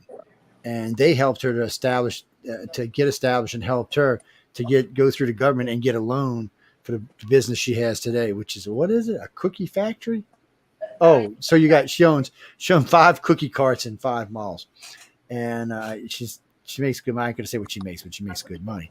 But that's what she's saying. She was way off than you were. And she was out there with 2 kids, by the way, when she was homeless. So you don't have to be there. You're already ahead of her. Cookies already, she probably had a passion for making cookies. If you were to ask me what am I passionate about? Like, what is it that I love to do?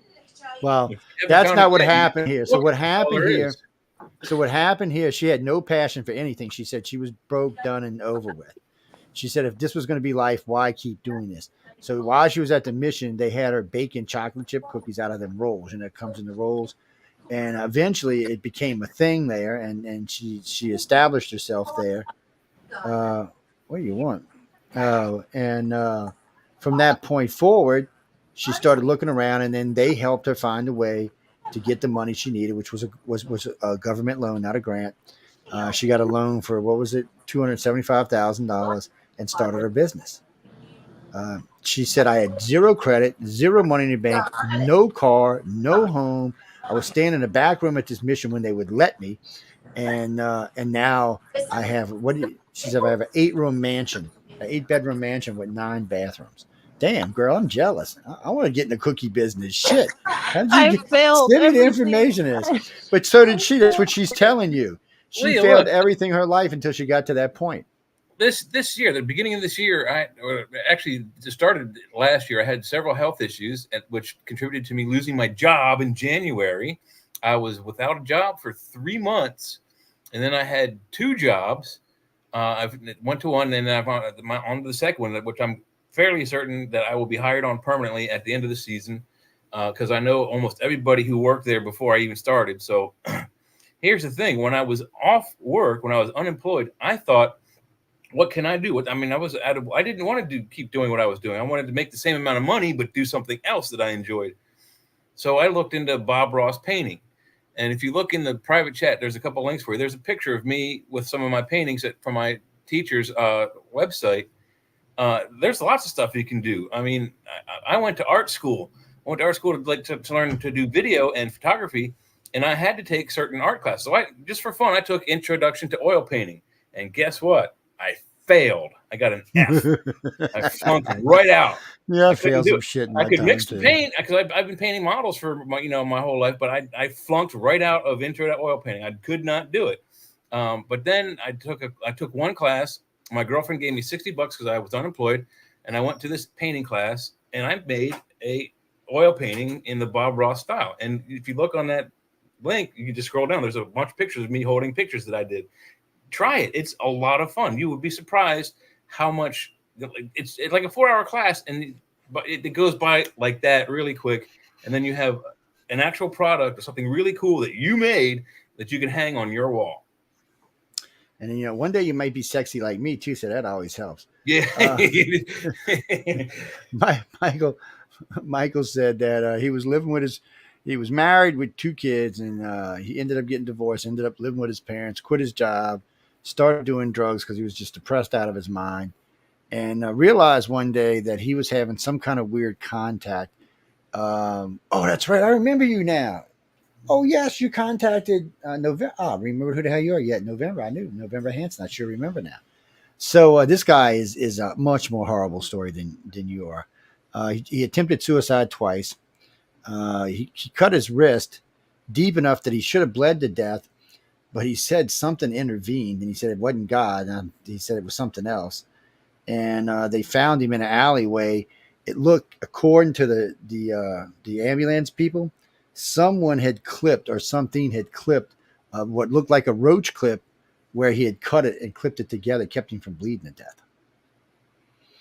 And the doctor said it was weird because it looked like it had been sterilized, but he said he's not sure because he didn't get infected. Then after that, the son of a bitch tried to commit suicide again. And then he found us and he started working with us. And we started just working to get some of the stuff out of his head, giving him something else to think of, other things to look at. And I think November had put him on a journal course, which is write the bad stuff down so that it doesn't keep repeating itself. So eventually he did it. He's where do you work now? Oh, well, yeah. You know, I've had friends go and come at Home Depot and at Lowe's. I got family and friends that work at both of them. But he's a supervisor for Lowe's, for Home Depot now, making good money up there. Well, you up there, but Jay, you need to get Jay a job. He's in Pennsylvania. I got a job. I'm working for the other. Oh, that's right. I forgot you said you. Yeah, he's working for the good people. Anyway, so the point is, though, you have to replace the negative in your head with something else. You have to. This isn't an option anymore. For you, you have to do it. If you want to be here for your son in 10 years, then you have to change this shit in your head. It's like changing underwear or changing socks or whatever. You have to change it. You have to start giving your brain other things to think about. And you don't understand. Your brain's working on overtime right now. If you give it something good to think about, it's going to work that overtime too. So if you start going to a library and looking at different companies or different jobs or different careers, your brain will start boom, boom, boom, boom, and it will start replacing this other shit with that.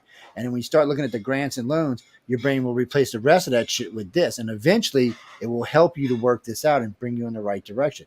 This is Psychology 101. No, I'm not a psychologist, Gina, and I will never be a psychologist. I don't have the patience for it. Actually wanted, like that, I was like, I want to be there. That's where I want to be. That wasn't the place that I helped open. Was Bigelow Aerospace. I would drive past it. Ooh, that's a good job. I filled out an application to scrub toilets just to be there. Like, that's where I wanted to be. I wanted to be a part of that. And I didn't have a college degree. I didn't have any real world work experience because I've worked at so many different places that, you know, people look at me and they're like, well, why couldn't you just stay put somewhere? And that's one of my problems. Because I got ants in my pants. That's why I couldn't have. Why do you think I went? That's another reason. That's a whole nother reason why I went into business for myself, because I was never good. Even when I was making big money from McDonald's. So when I left there, I went to work at Taco Bell, making even more money. I never could keep a job for more than about a year. Me. McDonald's wouldn't hire me. About a year and a half. You get turned down by McDonald's and Taco Bell. Oh, everybody gets turned by them at least once. Well, it's especially in little towns. Yeah, I was unemployed for 2 years before I got my job at the Home Depot in 2012. I applied every day. I've spent 4 to 5 hours on the computer applying to jobs, even the same job that I applied to the day before. I applied to the Home Depot, must have been 30, 40 times, and they hired me on as a part-time associate. Then 3 months in, they gave me the thing. You just got to keep trying. It sucks. It was the worst thing ever. I hated doing it. I mean, 2 years straight, no job. That was the worst period of my life. But fortunately, I had people that did help me along. But once I got the job, things started to turn around. Who's going to hire me? Nobody. Everybody will hire you. You just got to go out there and apply. You just got to apply. Apply to everything. I've put in so many applications, and this Schneider job was the only one that was like, yeah, come on board. And now they're like, we don't try want another you. one. Try JB Hunt. Try another company. They I was telling her about experience. No, I told you that's not true. They've got training down here out the yin yang. I told you that a bunch of times. See, it's not even that. You could come down, right? See, it's where you are is what the problem. As long as you're willing to live there and put up with the crap, then you're going to have to deal with it. I have nowhere else to go. There are way better places to live and go. And I've told you before, you need to check with the different states. Where I'm at and go anywhere, I'd show up a homeless person. I No, might as you well wouldn't. just be homeless. No, I've told you before how to do that. See, you don't want to listen because you don't want to do it. You're stuck where you are because you want to be stuck where you are. And I've told you this 100 times. There's HUD programs out the yin. I know because one of our jobs is we're HUD specialty contractors. They are everywhere. I mean, they'll give you a damn voucher, especially you. They'll give you a damn voucher and go get an apartment anywhere you want to that accepts the voucher. Hey, check it out. I actually applied for that here and was denied. Because you're in shithole town. And you should have challenged that. Did you challenge it? No. Did you appeal it? You should have. It's because you're housing authority, $48. It's either $48. And they said it's because I owe another housing authority $48 or $84 or something like that. And so I'd have to pay them off. Bullshit to me. Is it in that town? Because it can't be in another town because it wouldn't make any difference. This is how I know. Like, I know I'm in. I can't take it. So everything you tells me all the time tells me that you made a boo-boo when you went back to where you are right now. It's not where you're meant to be. It's just not where you're meant to be. Do you know what they pay just... So down here right now, you could walk in and be a cocktail waitress making $10 an hour plus tips, which comes out to about $1,500 a week. Yep. No experience, no interviews, don't give a shit how many jobs you've worked. Matter of fact, most casinos don't give a shit how many jobs you work unless you're doing high up in the money. So these are places that Vegas, New Jersey, Louisiana, Mississippi. These are all places you could be living, making way more money than you are right now. And having a much better life and giving yourself opportunities that you don't have now. What am I supposed to do? Well, you got one job. Listen to me. You got one job right now. Find some other bullshit part-time job. Take the part-time job money and put it in the bank until you've got enough to get an apartment somewhere and move your ass out of that town because you're never going to get what you want there. It's never going to happen. And if you're looking for love there, if that's what you're actually staying for, then and I've told you this before, you're going to have to put your foot down and say, okay, what the fuck is this? When are we going to fix this? Why are we doing this? Because you can't just keep living your life in a shithole for a maybe. Mm-hmm. And if you're going to stay there, then you've had to find a way to start getting the negative out of your head. And I've told you this before. You can't be with people if all you feel is negativity all the time. It's just going to show off into somebody else. And again, you're empathic. So if you're around somebody and you're having these feelings, they're feeling it too. The downside to being an abductee or contactee is that you're empathic and you're transferring those emotions. And all it does is double up on the person. So if you're fighting with somebody and you're mad and they're mad, you're just doubling up their emotions by putting yours on them as well. So you have to fix this. This is not an option for you. I know you don't think you can, you don't want to or whatever, but you have to fix it. And if going to the library or looking for careers you might want to be in or ways that you can get money, it's what you should be doing. Because you do qualify for loans and grants. I bet you qualify a loan to go back to school. Should I qualify for a loan to go back to school? And I'm 60 years old. I actually can't go back to school for 3 years. What the hell did you do? You can't go back to school for 3 years. Oh, you I got a can't loan because already. I can't Okay. afford it for one. And in order to take out loans, I have to wait 3 years because I'm under a disability forgiveness program where I've been approved for disability forgiveness. And in order for them to process that, it's a 3-year monitoring process Then where apply for the grant. Apply for the grant. Single older women are qualified for a lot of grants for school to go back to school, not just to go back to school, but for all sorts of other businesses. it's all screwed up. It is screwed up, but you can fix it. You just don't want to. You're gonna have to stand up and like I said, because we ain't got much time left, and I got a show I got to do after this. But it's you've got a brain. So this is your brain on cocaine. Okay, this is your brain off of cocaine. So no, she's not on cocaine. It's just an expression, people. What I'm meaning by that is you have to give the brain something to hold on to. So all you're letting your brain feed on is negativity. You're not giving it anything else to feed on to. Nothing. You're not holding on to anything. You're not hoping for anything. You're not trying to change your life in any way. You're just letting the shit repeat. My life. I've been trying so hard. I've been trying so hard, and I'm realizing it doesn't matter how hard I try. I'm screwed. Doesn't matter. So every single time I try. So I've given you in the last 3 weeks. I've given you at least a dozen things you could do to change that, and you haven't done one of them. So you're not trying. True. It is true. I talk to you all the time. That is true. And you look.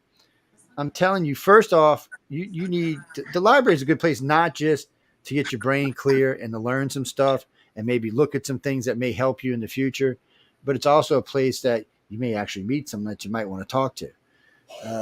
Because you are a chatty catty when you want to be. So the fact that you're not doing that's also binding you up. Because you're not this silent little person that sits at home. That's not who you are. That's another reason why if you're ever going to have a relationship, you're going to have to balance that out. Fortunately, I'm with people that don't mind that I yap all the time, but you need to give your brain other kind of foods than what you're giving it. That's really what it comes down to. A family. I could have had a family. I could have had friends. Still can have a family. No, I can't. Why can't you? All I ever hear is just I can't. That's a defeatist attitude, boo. That's all I ever hear out of you. And as long as you think like that, that's all you're going to ever be is a defeatist. You have to let go of that. As far as families, anybody can have a family. You're a 38-year-old woman. You just millions of people out there. You get a family. Shit, you get adopted, and you don't even have to have a damn kid if you don't want to. You got one, adopt. And if you establish, and this is another thing, if you go out and you get these grants and the loans, and you establish your own business, and you show the world that you're established, you won't have any problems with the child you have now. Yeah, and you have more friends than you can count. And be surprised. So you're not trying to put yourself in that situation. I would let Whitty come up here and talk to you, but she's meaner than I am, so I'm not going to. And Haley was off tonight. She didn't come by and see us, but I know I see your head shaking down there. I know. That's the one I was just talking about down there. The person I was just talking about down there at the bottom. She's also had some shit go crazy in her life, like you have. And I'm telling you, girl, she would. No, I get it. Everyone is everywhere is in no. pain. So everybody, but what we're trying to get across to you. A lot of people listening to the show, a lot of people is involved with this, a lot of people who's tuning in, or have been where you are and have made it out. That's what they're trying to get across to you. You can get out. You just got to get out, and there's ways to do it, but you have to pick something, that you can focus on. You can't keep focusing on the negativity because you're just running around in fucking circles. Excuse my language, people. I know I don't usually curse in UFO Undercover, but you're just running around, and so you're chasing your own tail. You're never going to get out of this if you don't try. And I tell myself this every day because I need to get out of my own shit, but it's you need to find something to focus that brain on. I really would. I would start looking for things that you think as a business you could do, whether it's a convenience store, a hair cutting, or driving, whatever the hell it could be. Because I don't know you in that aspect. So, you can go look at careers that you think that would be good for you, that you could handle, or businesses that you could do that you could handle, and then go apply for the grant. And I told you the other day you should be applying for the grant or the loan because you could bring who with you. You could say, hey, look, buddy, I now have the business to open this shop. You're going to come work for me now. Have that conversation, you know what I mean? Like that's. But it's not having the conversation. No. You see, you're missing what I'm saying. I'm saying do it, get it together, and then say, look, this is what I'm going to be doing. Come over here and work for me and be part of this, or not. You need to move on, because if it's not willing to be part of it, then there is no relationship. So, but you have to put the option there. He's not going to do it because, matter of fact, being a young, good-looking guy, he probably won't be qualified. I want to be done. But you qualify where he does. See, that's the other thing. You're going to qualify for things he can't qualify. Grants. Or loans. You don't have to be a grant. You can be a loan too. No, I don't have money. I don't have credit. Well, you don't have to have money to get a loan. You don't understand how the grant and loan system works. It's not based on your credit. It's based on your ideas. So when you go to a loan, when you go to ask the government for a grant or a loan, first thing they're going to ask you is what kind of business. Second thing they're going to ask you is how much money you need. Third thing you're going to ask is how long do you need it for? In other words, what they mean is how much is it going to cost to establish the business, how much money you need to run the business for a year to get established. You have to know. You have to be able to tell them that, and then they're going to say how many employees you need, and that's figured into that cost. And then saw they how give this you that process money. worked when the cafe was being opened. I was there for their business grant meetings. I was there. I served them their favorite drinks. I made them their favorite drinks. And why would they have a grant meeting? That's not how that works. So that was some bullshit going on there. The grant comes from the government. You wouldn't be meeting there. You would be meeting at the government office. That's not how that works. The government issues the grants, not anybody local. The government does. They're gonna call you up and they're gonna set up an appointment with you at whatever office they have. You're gonna go to their office and they're gonna tell you what you need, how you need, and what's going on. And then when it comes time, they're going to call you back in. They may call you on the phone a couple of times. They may drag you into the office a couple of times. And then once the business is established, they will send by a representative to check and make sure that their money's being spent the way you said it was going to be spent. That's how it works. And don't try to argue with me because this is what Lyndon's brother does for a living. And he's made millions doing it as a living. So he retired on writing grants for companies, not just for little people, but for big people too. Because people forget the little guy gives a grant, but the big guys get grants too. So if they're willing to give a big company a multi-billion-dollar grant, they're willing to give you a $200,000 grant if you got your shit together. And it ain't that complicated. Like I said, if I was a woman, I would have already applied for a grant. I've actually applied since the last time I applied. They're just not going to give it to me. Rock Island has 2 business assistance programs. Low interest gap financing. Yeah, that's something local. That's Dari. Dari is first and only startup grant funding initiative that makes $500 investments into its early stage entrepreneurs. Dari is who gave the cafe their grants. Dari. So why didn't they go through the federal grant system? I'm confused. Because the federal government turned them down. That's why. Okay, never mind. I understand. Development Association of Rock Island. That's what DARI stands for. So that's local. That's not the feds.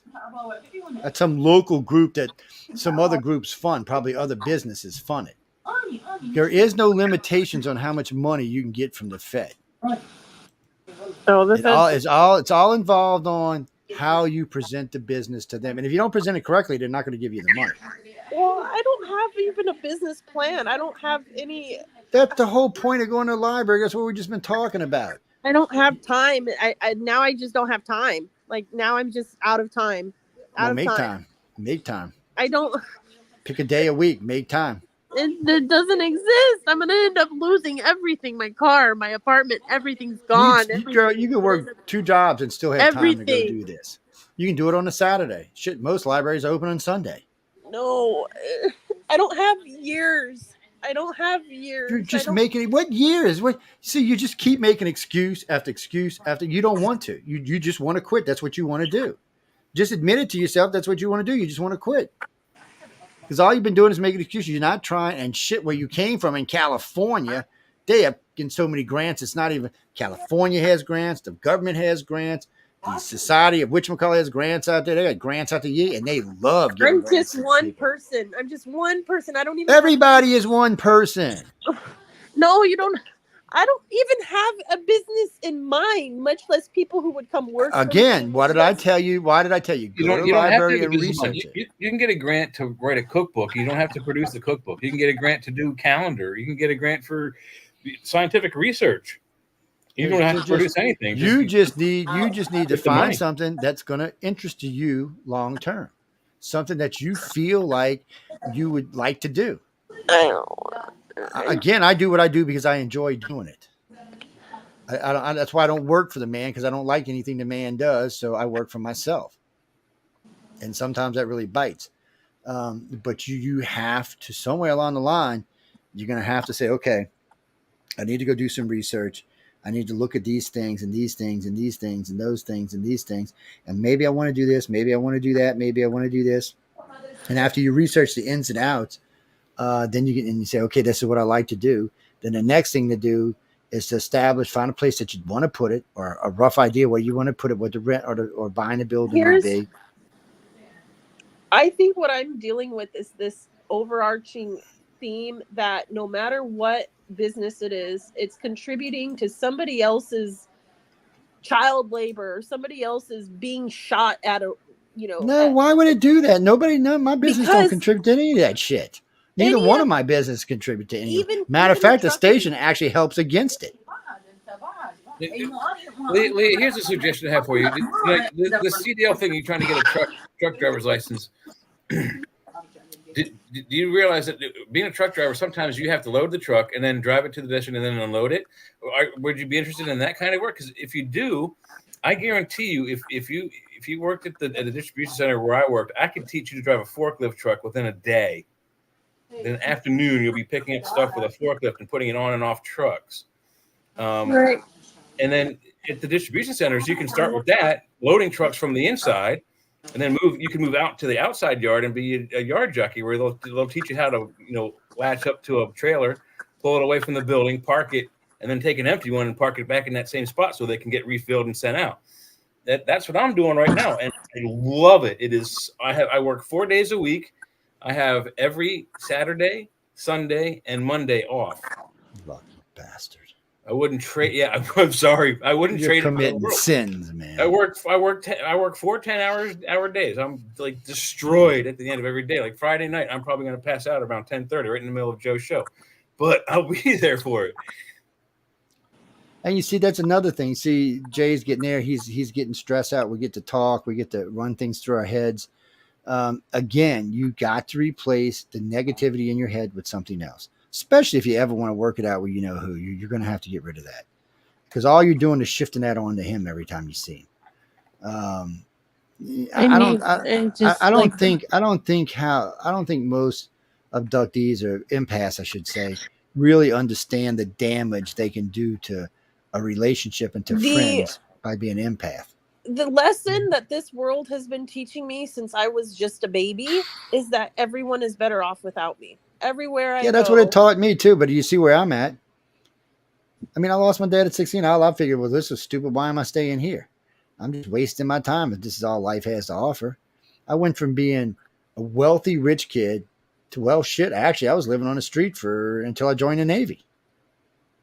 So I understand why you feel the way you do and you think the way you do. But I also understand that that's not the only way, because I've been there myself.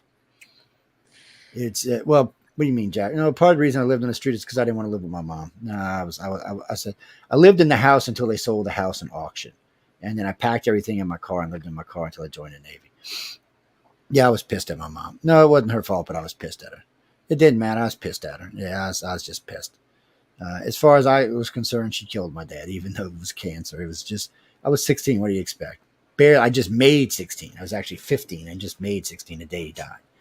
So, I mean, it was not easy for me to deal with. And even today, sometimes it bothers me. But the point is, somewhere along the line, I got rid of the negativity. Well, actually, boot camp got rid of the negativity because I didn't have time to think about nothing but fucking boot camp.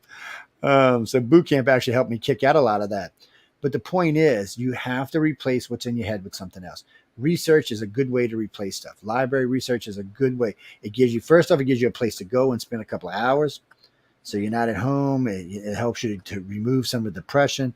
It allows you to look at stuff. And you know what's funny about libraries? You don't always have to be looking, doing your research. Because I would catch myself at the libraries when I was going to do UFO research. I'd catch myself looking at other things, different things. Something interested me that may have crossed the screen while I was doing it or something.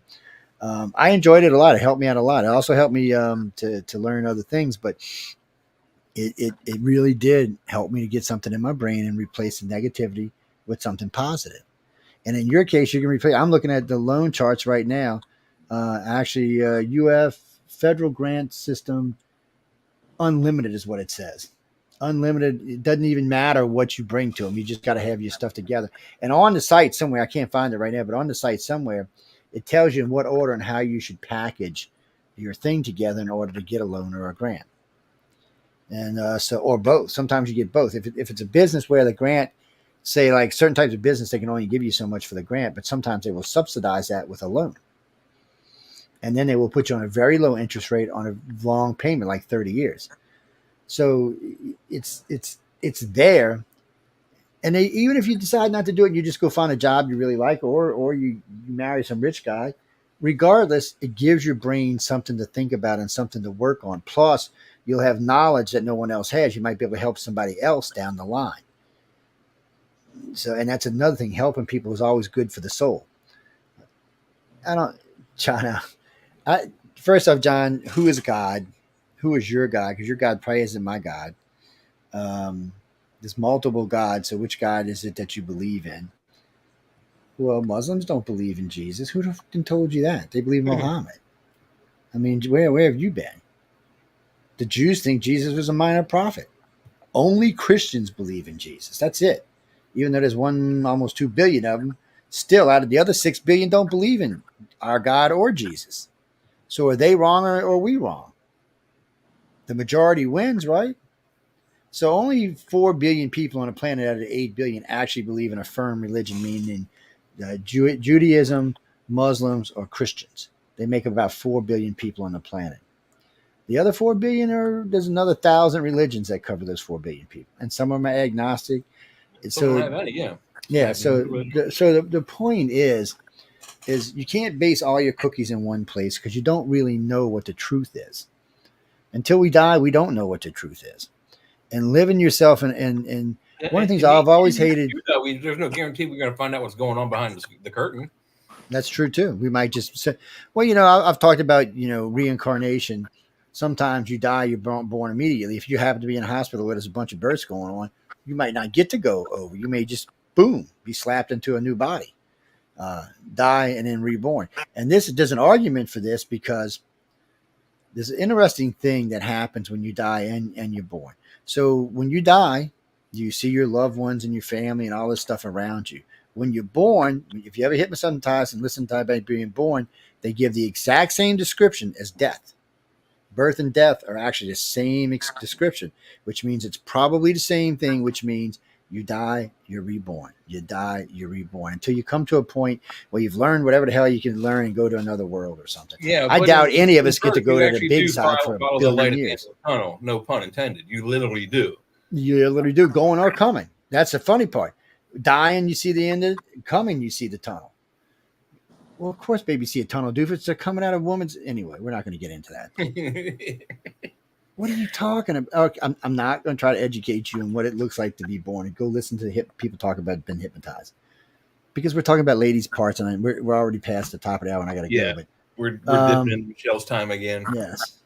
My bad. I'm sorry, you guys. No, it's not your bad. I could cut the show off at any time I wanted to. Yes, we're always at least a half hour in there. Michelle knows we love her. She don't worry about that. She knows we love her. Besides, it actually dumps a bigger audience from her when we do it this way. I mean, there's almost 3.5 million people listening to us right now. So sweet. And there's lots of comments to you about, saying the same thing I'm saying.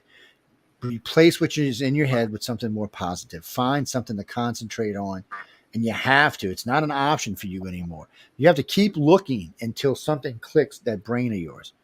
You have to keep looking, and every time you get a negativity, go look some more. So you know what? I feel negative. I'm gonna go look at this, or this. I wish And anyone would just listen to me and be like, I listen to you, but you're just not doing it. Your feelings. How many times have you been to the library? The way you feel matters. The way you feel. Exactly. I've been saying that since I met you. It matters. But the only way you're going to change that is to do something. Not doing, don't change anything. Is I already know, like my feelings are telling me that I'm fucked. And again, we told you 100 times, that's the negativity in your brain that has to be changed.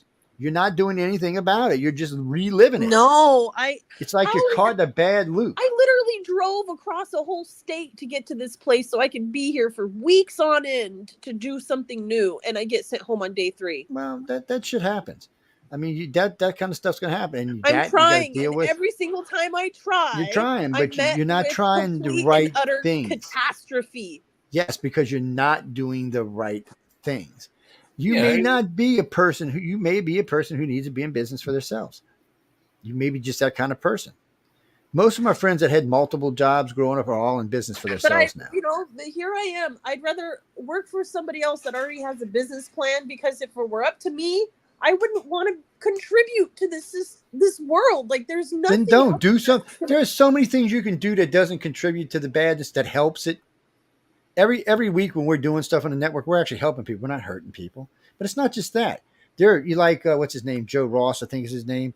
So he got a grant. He actually got a federal grant from the government to hire people to pick shit up off the beaches. That's all they do.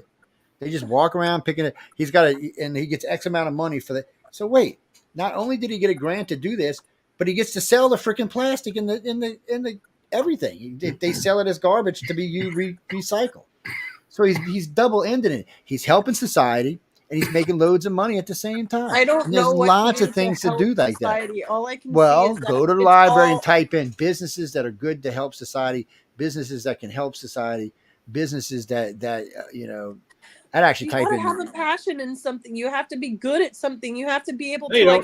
But you don't know if you have a passion at something until you get into it. Yeah, you don't have to be good at it until you have a passion for it. Once you have the passion for it, you will get good at it. Once you find something that resonates with you, then you can develop everything else. But you gotta look and see. If you're just sitting and not doing it, you're never gonna find it. I've had like 70 jobs. You can't say I've done anything. 70 jobs don't mean dick. What were they? Crappy jobs? That's not the same thing of finding something that resonates with you. I've had lots of jobs too, and the last job I had when I started with the Home Depot, that's where I want to be. I like what I did. I mean, I'm no longer working in the store, which is a lot better, and I have my weekends back. You just gotta keep going. I'm 57. It took me that long to find something I was passionate about. I love the job. I wouldn't want to give it up. I would love to be able to make it to 57, but at this rate, I'm not going to. I'm not going to make it. I'm not going. There you go again. There you go again. It's because it's mathematically. It's not mathematically. You are no different than anybody else on this planet that's going through the same thing you are, and they're doing it. So the only reason you wouldn't be able to do it is because you don't want to. What you really want. I know what you really want, and you're not going to get that. So you've got to change that expiration, that whatever that is, you have to change it. You have to change your expectations on this particular thing and move it to something else. And I'm telling you, if you would go find something, just keep looking until you find something you can. You know what? Greenpeace hiring people. No, I don't think you really have tried. I think you've taken the easy way out. I don't believe you. I think you're taking the easy way out. I think a lot of times, I'm not saying every time, but I think a lot of times you took the easy way out. That you didn't want. I mean, I'm sure companies you could have stayed with where you could have been the boss, but that's not what you're looking for. You're looking for instant gratification. I was the same way. I understand that, but that's not in your stars right now. So you need to find something else. Well, you see, all that plays on is, so you're feeling that way. So everybody you get around with that is going to feel that way too. So why? I mean, just fix it. I did. I tried, and I failed. Okay, I failed at trying to fix it. You didn't fail. He failed. You just didn't find I told you this before. You want to blame yourself because it's easier. because you're still in love, so you don't want to blame the person who He caused didn't it. fail. He's doing great. No, he failed you, Leah. You. He failed you. Not his freaking career. He failed you. Matter of fact, he put his career ahead of you. He failed you. You need to cope with that and deal with that. And stop blaming yourself on something somebody else did to you. That's bullshit. And it's just something you find something. And if you'd listen to me and just find something that you could latch on to, and something that you would like, and something you could start getting involved with, all this other stuff would just follow suit. It's how it works in life. Yeah. It would just follow suit. You don't have to believe me. Go ask a psychologist. You're going to tell you the same thing. I was supposed. This was my last chance. This was It's not your last. You keep using that bullshit because you don't want to do it. It's not your last chance. You've been telling me it's your last chance for the last year, so that's a whole year that you could have been doing something, and you just keep saying it's your last chance. So apparently, it's not your last chance, or you'd already be gone. Again, I'm just gonna end up dying. Oh. We're all going to end up dying, girl. I don't have that much time left on the damn planet.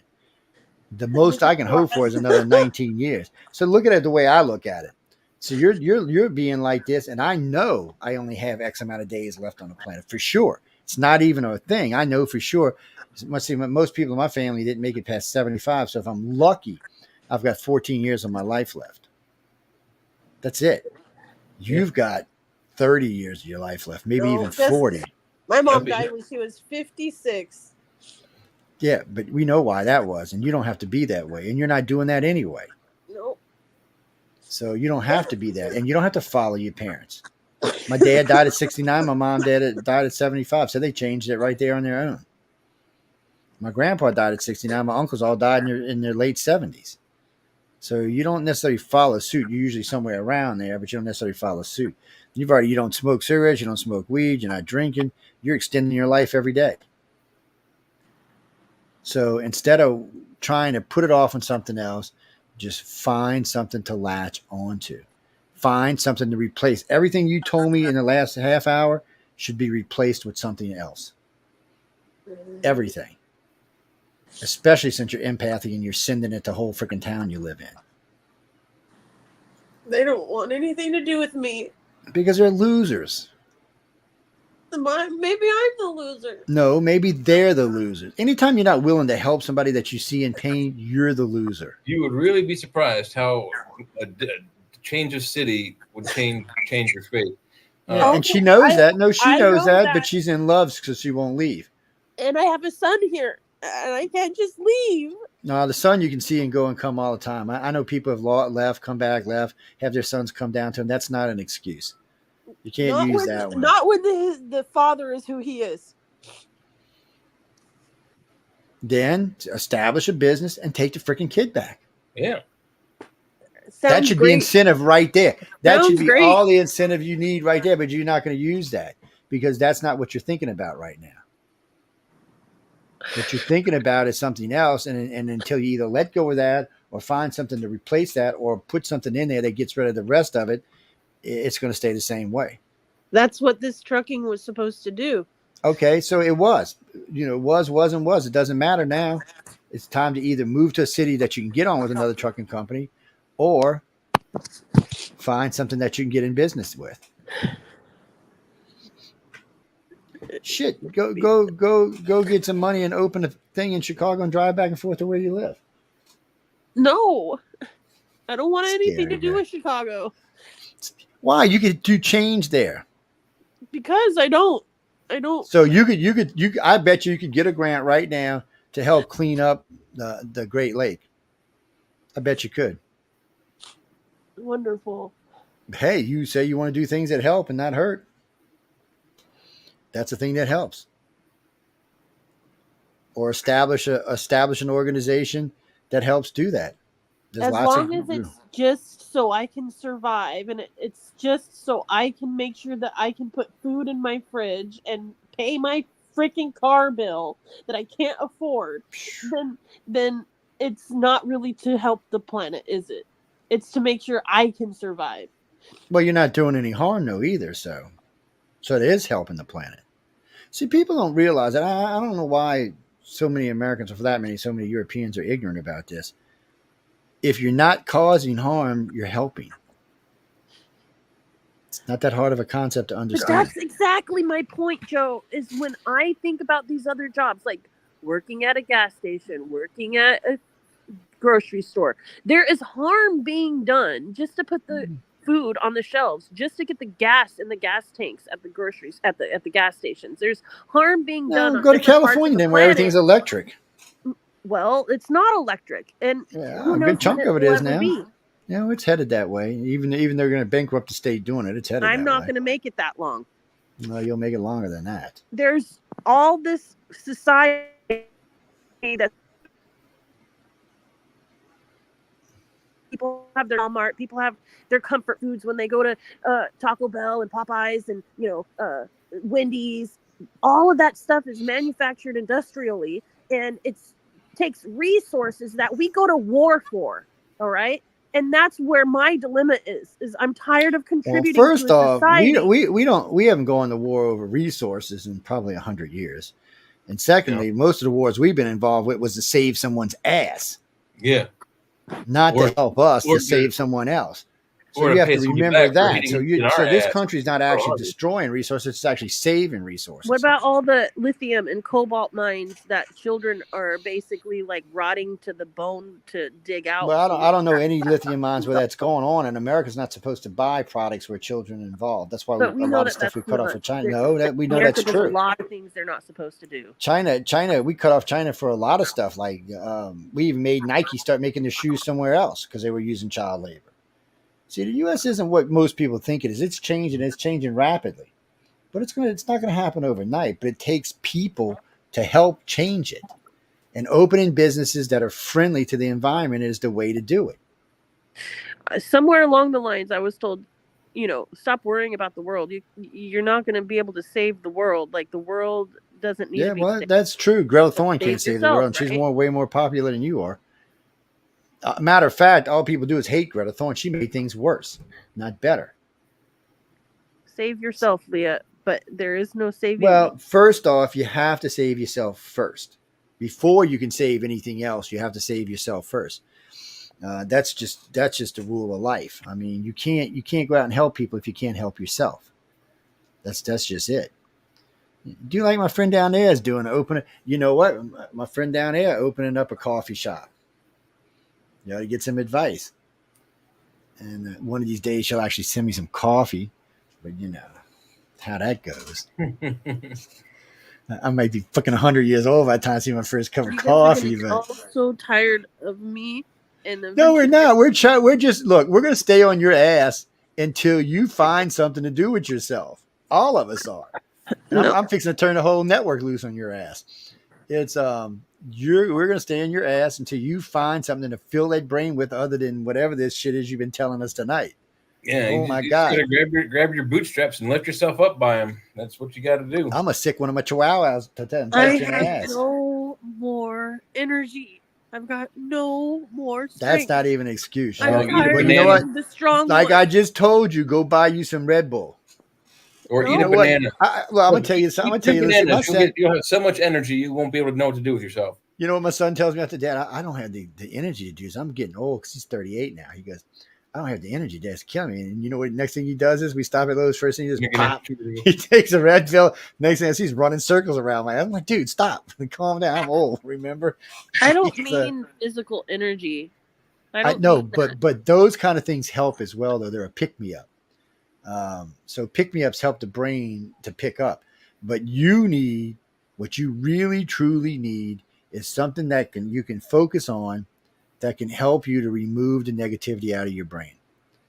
Whether it's focusing on a job, whether it's focusing on maybe getting a grant or finding something you really, really like. I really would. I would sit down and look at every job there was. First thing I'd go type in ways to help and save the planet and make money and see what comes up. I'd go to the library. That's the first thing I would do.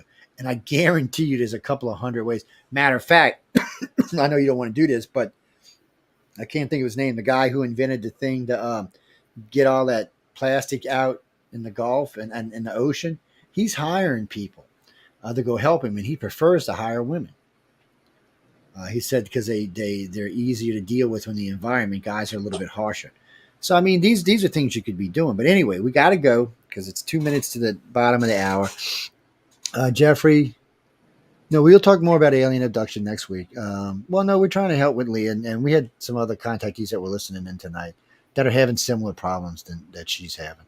Two of them were going to call in, but they decided not to interfere with the conversation we were having with Leah. And then we have another friend who's a friend that we have a joint friend who's going through some similar stuff herself.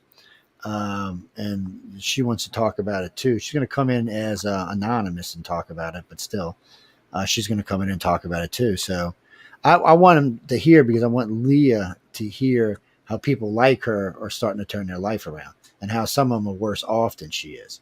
Mm-hmm. It's hard, but when you hear someone else talk about something that you've been through or you're experiencing or you've seen that's actually quite a bit worse than you are, it helps you to make that next step to what you got to do. Well, I mean, Leah's had so many bad things that she just don't want to do it. Someone tells their story, and you go, "Oh, that happened to you too." I mean, there's like almost instant bonding for those kind of stories. So, and what's funny is how many of the contactees that have made lifelong friendships and are there for each other now, bonds that were now going on 25 or 30 years, and they've actually helped each other because it's good to have someone to talk to. Somebody asked me one time, how do I talk to everybody? I don't. A lot of times I'm too busy to talk to people. I talk when I can. When I have a little bit of free time, I'll get on a phone or get on the internet and talk with somebody. But a lot of times, right now I've got bids to do. I got shows to produce. I got stuff I got to get together for Trump's. All hail the Trumper. All hail the Trumper. And then I got this letter today before we go about Trump's the new Jesus. I'm like, really? I said, let's not be saying that. I said, because Jesus might decide to shoot him in the ass. Let's not get stupid now. I can understand why some people might think what happened with Trump was a miracle. I mean, after all, he turned his head at the right time. That's why he's still alive. But let's not get carried away with this bullshit, okay? He's a politician after all. What's that, Kirby? Where do you work? Plastics are us. So wait, explain. So you're in New York, okay? So you work for this plastic company. And they give grants out for people to go clean up the shores in New Jersey and in New York. See, there you go, Leah. You'd be out in New York cleaning up stuff. Oh, the big city, man. Woo, that's the big city. Well, that's the biggest city in the United States. No. LA is the second biggest city. New York's the first biggest. Yeah, you're getting confused thinking of some cities outside the U.S. Yeah. No, Mexico City's like 24 million. Yeah, it's huge, and it's not even the biggest city, but it's close. Yeah, I think New York's 8 million or less now. They're kind of like New Orleans. They were bigger, and then they started shrinking. Residents that live there. Yeah, they started shrinking. New Orleans had 650,000 pre-Katrina. Now they're at 350,000. So, and they're still considered an international city with some of the greatest libraries. The number one zoo in the country. Yeah, but we got to go. We got to go smack some people up and slap some people around. Especially this one down here, this person down here, this slave person, doesn't listen.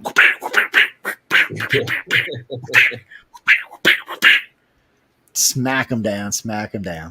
Anyway, we're gonna let Leah in for a second, then we're gonna get out of here. See, I just had to smack this other person around. At least I don't do that to you, Leah. I smacked this one around. Watch. Say it again. What, Christopher? No. You mean right now? No, my life is harsh right now. Way more than it usually is now.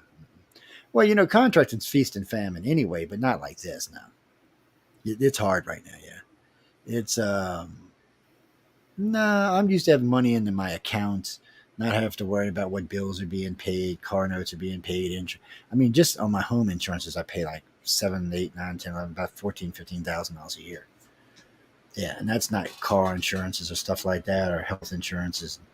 It's just way expensive right now. Well, my insurance for my home, my wind and hail went from $4,000 to $10,000 this year.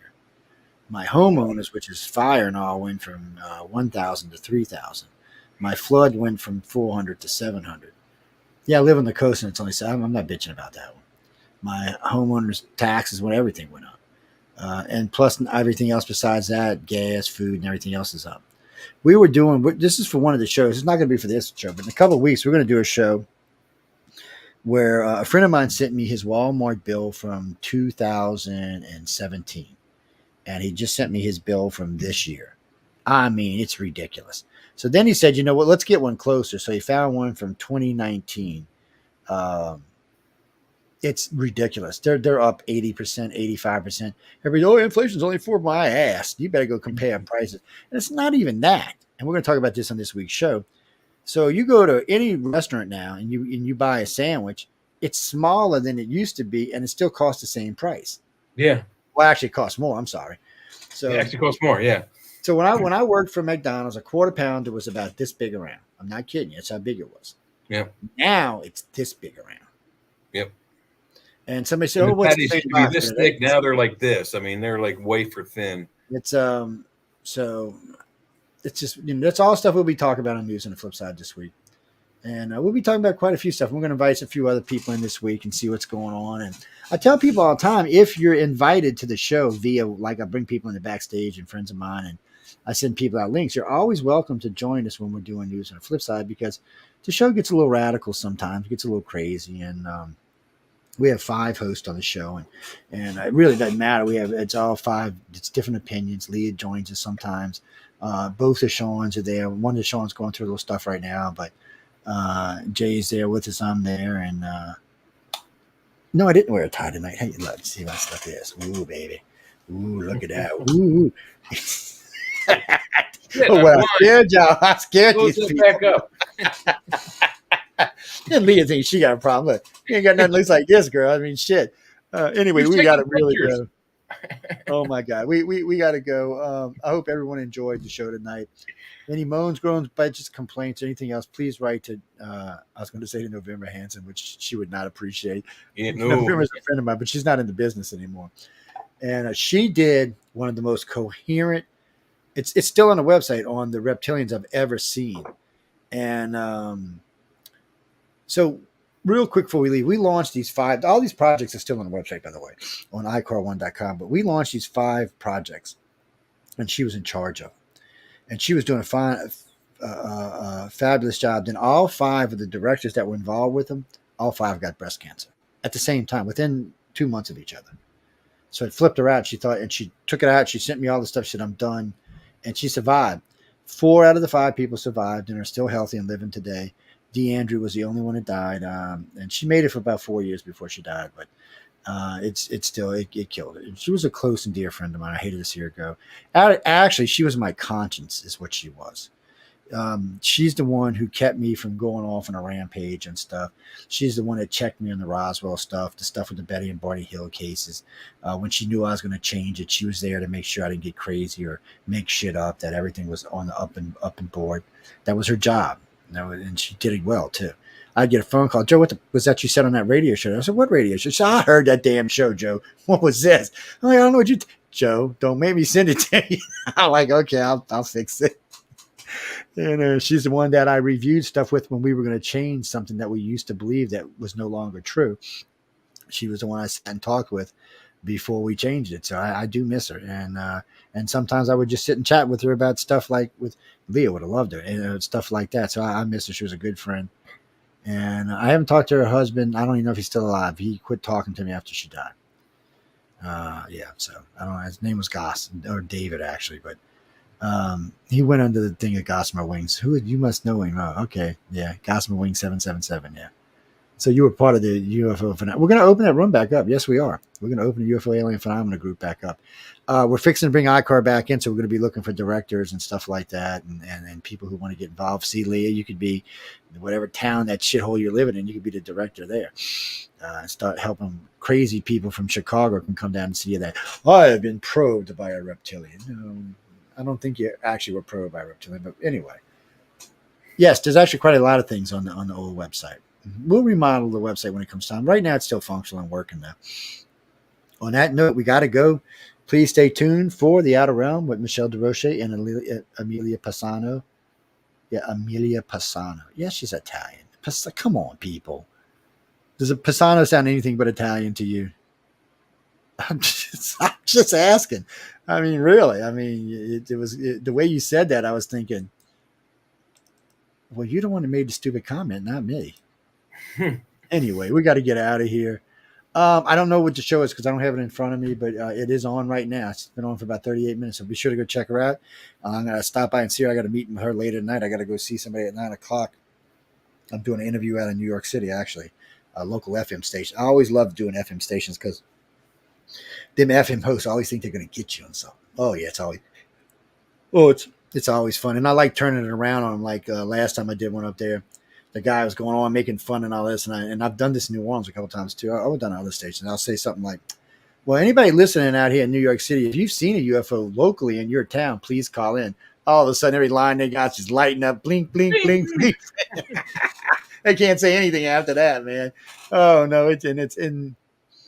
Well, you would think that. It always amazes me. People say, only people who live in the country in trailers see UFOs. Well, that's not true, but they do see UFOs. They're usually not aliens. They're usually something else. Most abductions happen in large cities. Yes, that's where the majority of abductions happen, in large cities. And actually, believe it or not, that's where the most of UFO sightings are. It's just people don't like to mention them. Mm-hmm. Deep water bases, large cities, military facilities, large national parks. There's always lots of UFO sightings around there. Lots of abductions too. Yeah. Anyway, we'll talk about that one night. But we got to go. Stop it. Y'all going to get me in trouble with the boss lady. I think it's too late. Yes, I know. She's the boss. I just own the place. She's the boss. On that note, good night. Check out Outer Realm. Be sure you check out all the lineup tomorrow and Friday. We'll be Jay and I and a bunch of people back on Friday, cutting up, causing trouble. I'm going to try to post everything a little early on Friday so you know what we're talking about. Last week we had 20 topics. We only got through 3 because we were on other stuff. Of course, we got the assassination this week, so we're going to be talking about that as well on Friday night. So yeah, I think we're doing Bigfoot on Church of Mavis right before. And then we're going to be discussing some of the theories, or well, I shouldn't say theories, but well, yeah, we'll say some of the theories about what actually happened.